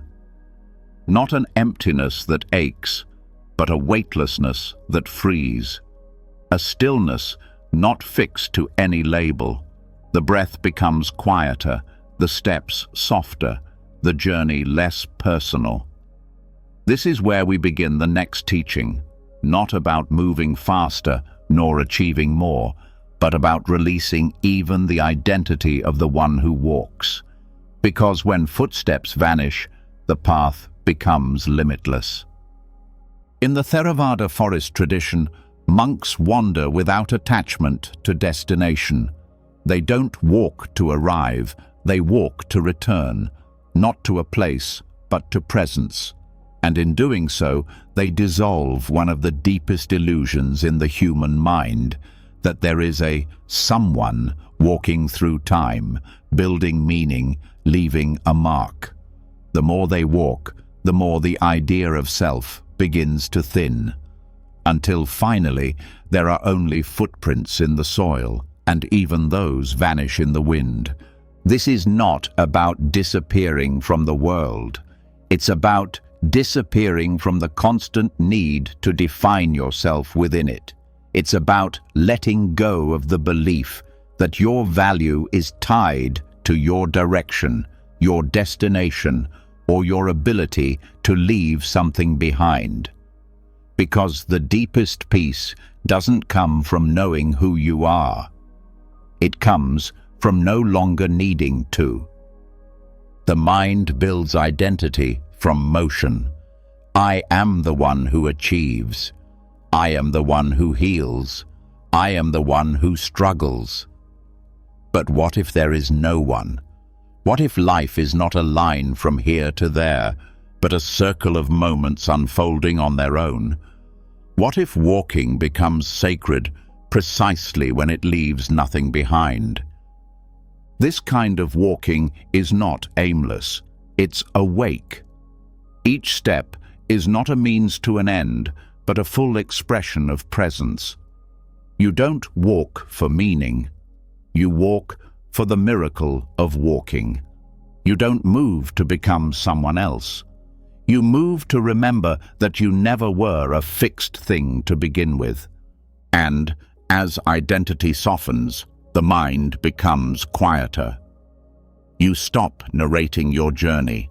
You stop watching yourself live. You stop checking in to make sure you're still becoming something.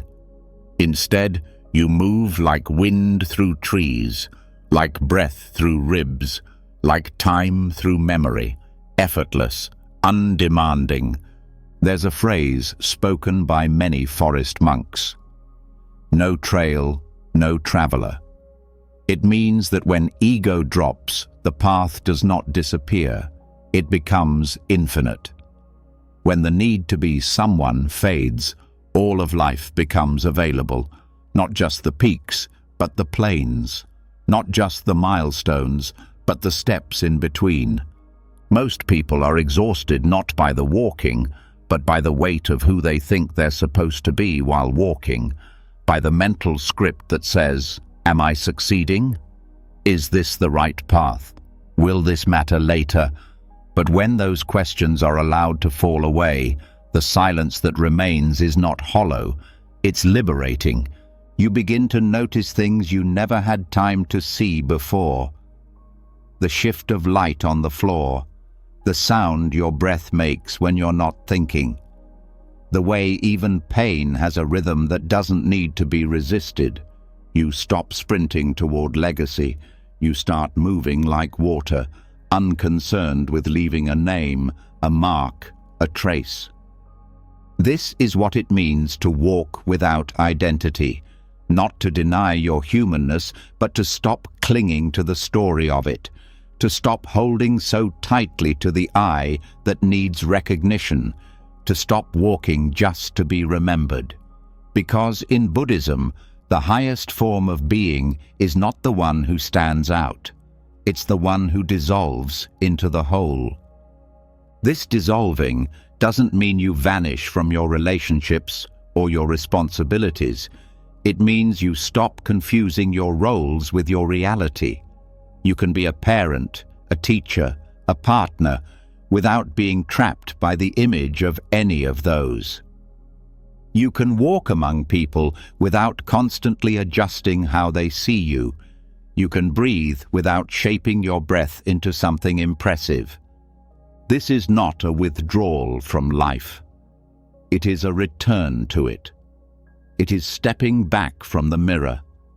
It is releasing the need to decorate the reflection. It is realizing that every time you stop trying to be somebody, you become available to everything. And with that availability comes rest, a kind of rest that no sleep can give. The rest of no longer striving to make your life impressive. The rest of letting go of the idea that your worth depends on what you accomplish. The rest of walking with no audience, not even yourself. In forest meditation, some monks walk slowly in circles for hours, barefoot on the earth, eyes soft, breath even. They don't chant. They don't count steps. They don't measure progress. They walk for the sake of walking. And in that rhythm, something opens. Not a doorway to answers, but an escape from the prison of me. The longer they walk, the more the boundary between walker and path disappears.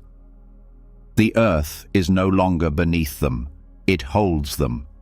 The body is no longer a vehicle, it becomes part of the journey. And the mind stops asking, where is this going? Because it no longer needs to escape where it is. You too can live this way.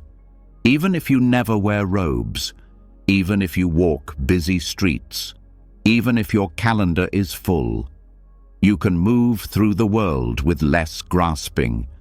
You can drop the need to always evaluate yourself. You can let your footsteps fall without naming who they belong to. And this is where freedom begins, not on mountaintops, not in retreats, but in ordinary moments walked without performance, in days lived without branding, in conversations where you no longer play a part. You just show up as breath, as body, as presence. When identity becomes too loud, the soul cannot hear itself. But when it fades, even for a while, everything comes alive. The sky is no longer background. The moment is no longer a means. Each blink, each breeze, each silence becomes sacred. So tonight, let your steps vanish. Let the roles drop. Let the mask rest. Not because you failed to be someone, but because you've seen through the need to be. Let your breath guide you, not to another version of you, but to this exact moment, free, undefined, whole. There is nothing to become, only something to return to. There is nothing to prove, only something to trust. There is no one to walk, only walking itself. Let that be enough. Let that be everything. Let the path carry you, not toward identity, but into the space where footsteps vanish, and all that remains is life unfolding through you, with no name, no story, and no need to be more than this. After more than 3 hours of walking gently through teachings older than memory and deeper than thought, the mind is quieter now. The weight you carried may not be gone, but it's softer. It breathes easier. What once felt like a mountain now feels like something that can be sat beside. These weren't just stories. They were invitations to let go, to listen, to stop chasing and start returning. One breath at a time. You were never asked to fix yourself. You were only asked to be present. not to erase pain, but to stop clinging to it. Not to become someone else, but to rest in the someone less space that's been waiting under all your trying. From rivers that didn't rush to monks who slept through storms, from silent bells to unwritten scrolls, the message whispered through each teaching was the same. Peace is not something you find, it's something you stop disturbing. When you no longer stir the waters, the reflection becomes clear. So let this night carry you. Let the teachings fade without needing to remember every word. What matters will remain, not as memory, but as tone. A feeling in the breath, a stillness behind your thoughts, a softness in how you rise tomorrow. And now that your soul is soothed, if these teachings touched something in you, leave a comment below and write, "Stillness is enough." It's not just a sentence, it's a small bow to the journey you just took. And if you'd like to keep walking this quiet path with us, don't forget to subscribe and click the bell so you never miss a step. Until next time, rest well, breathe gently, and carry peace like a lamp in your chest.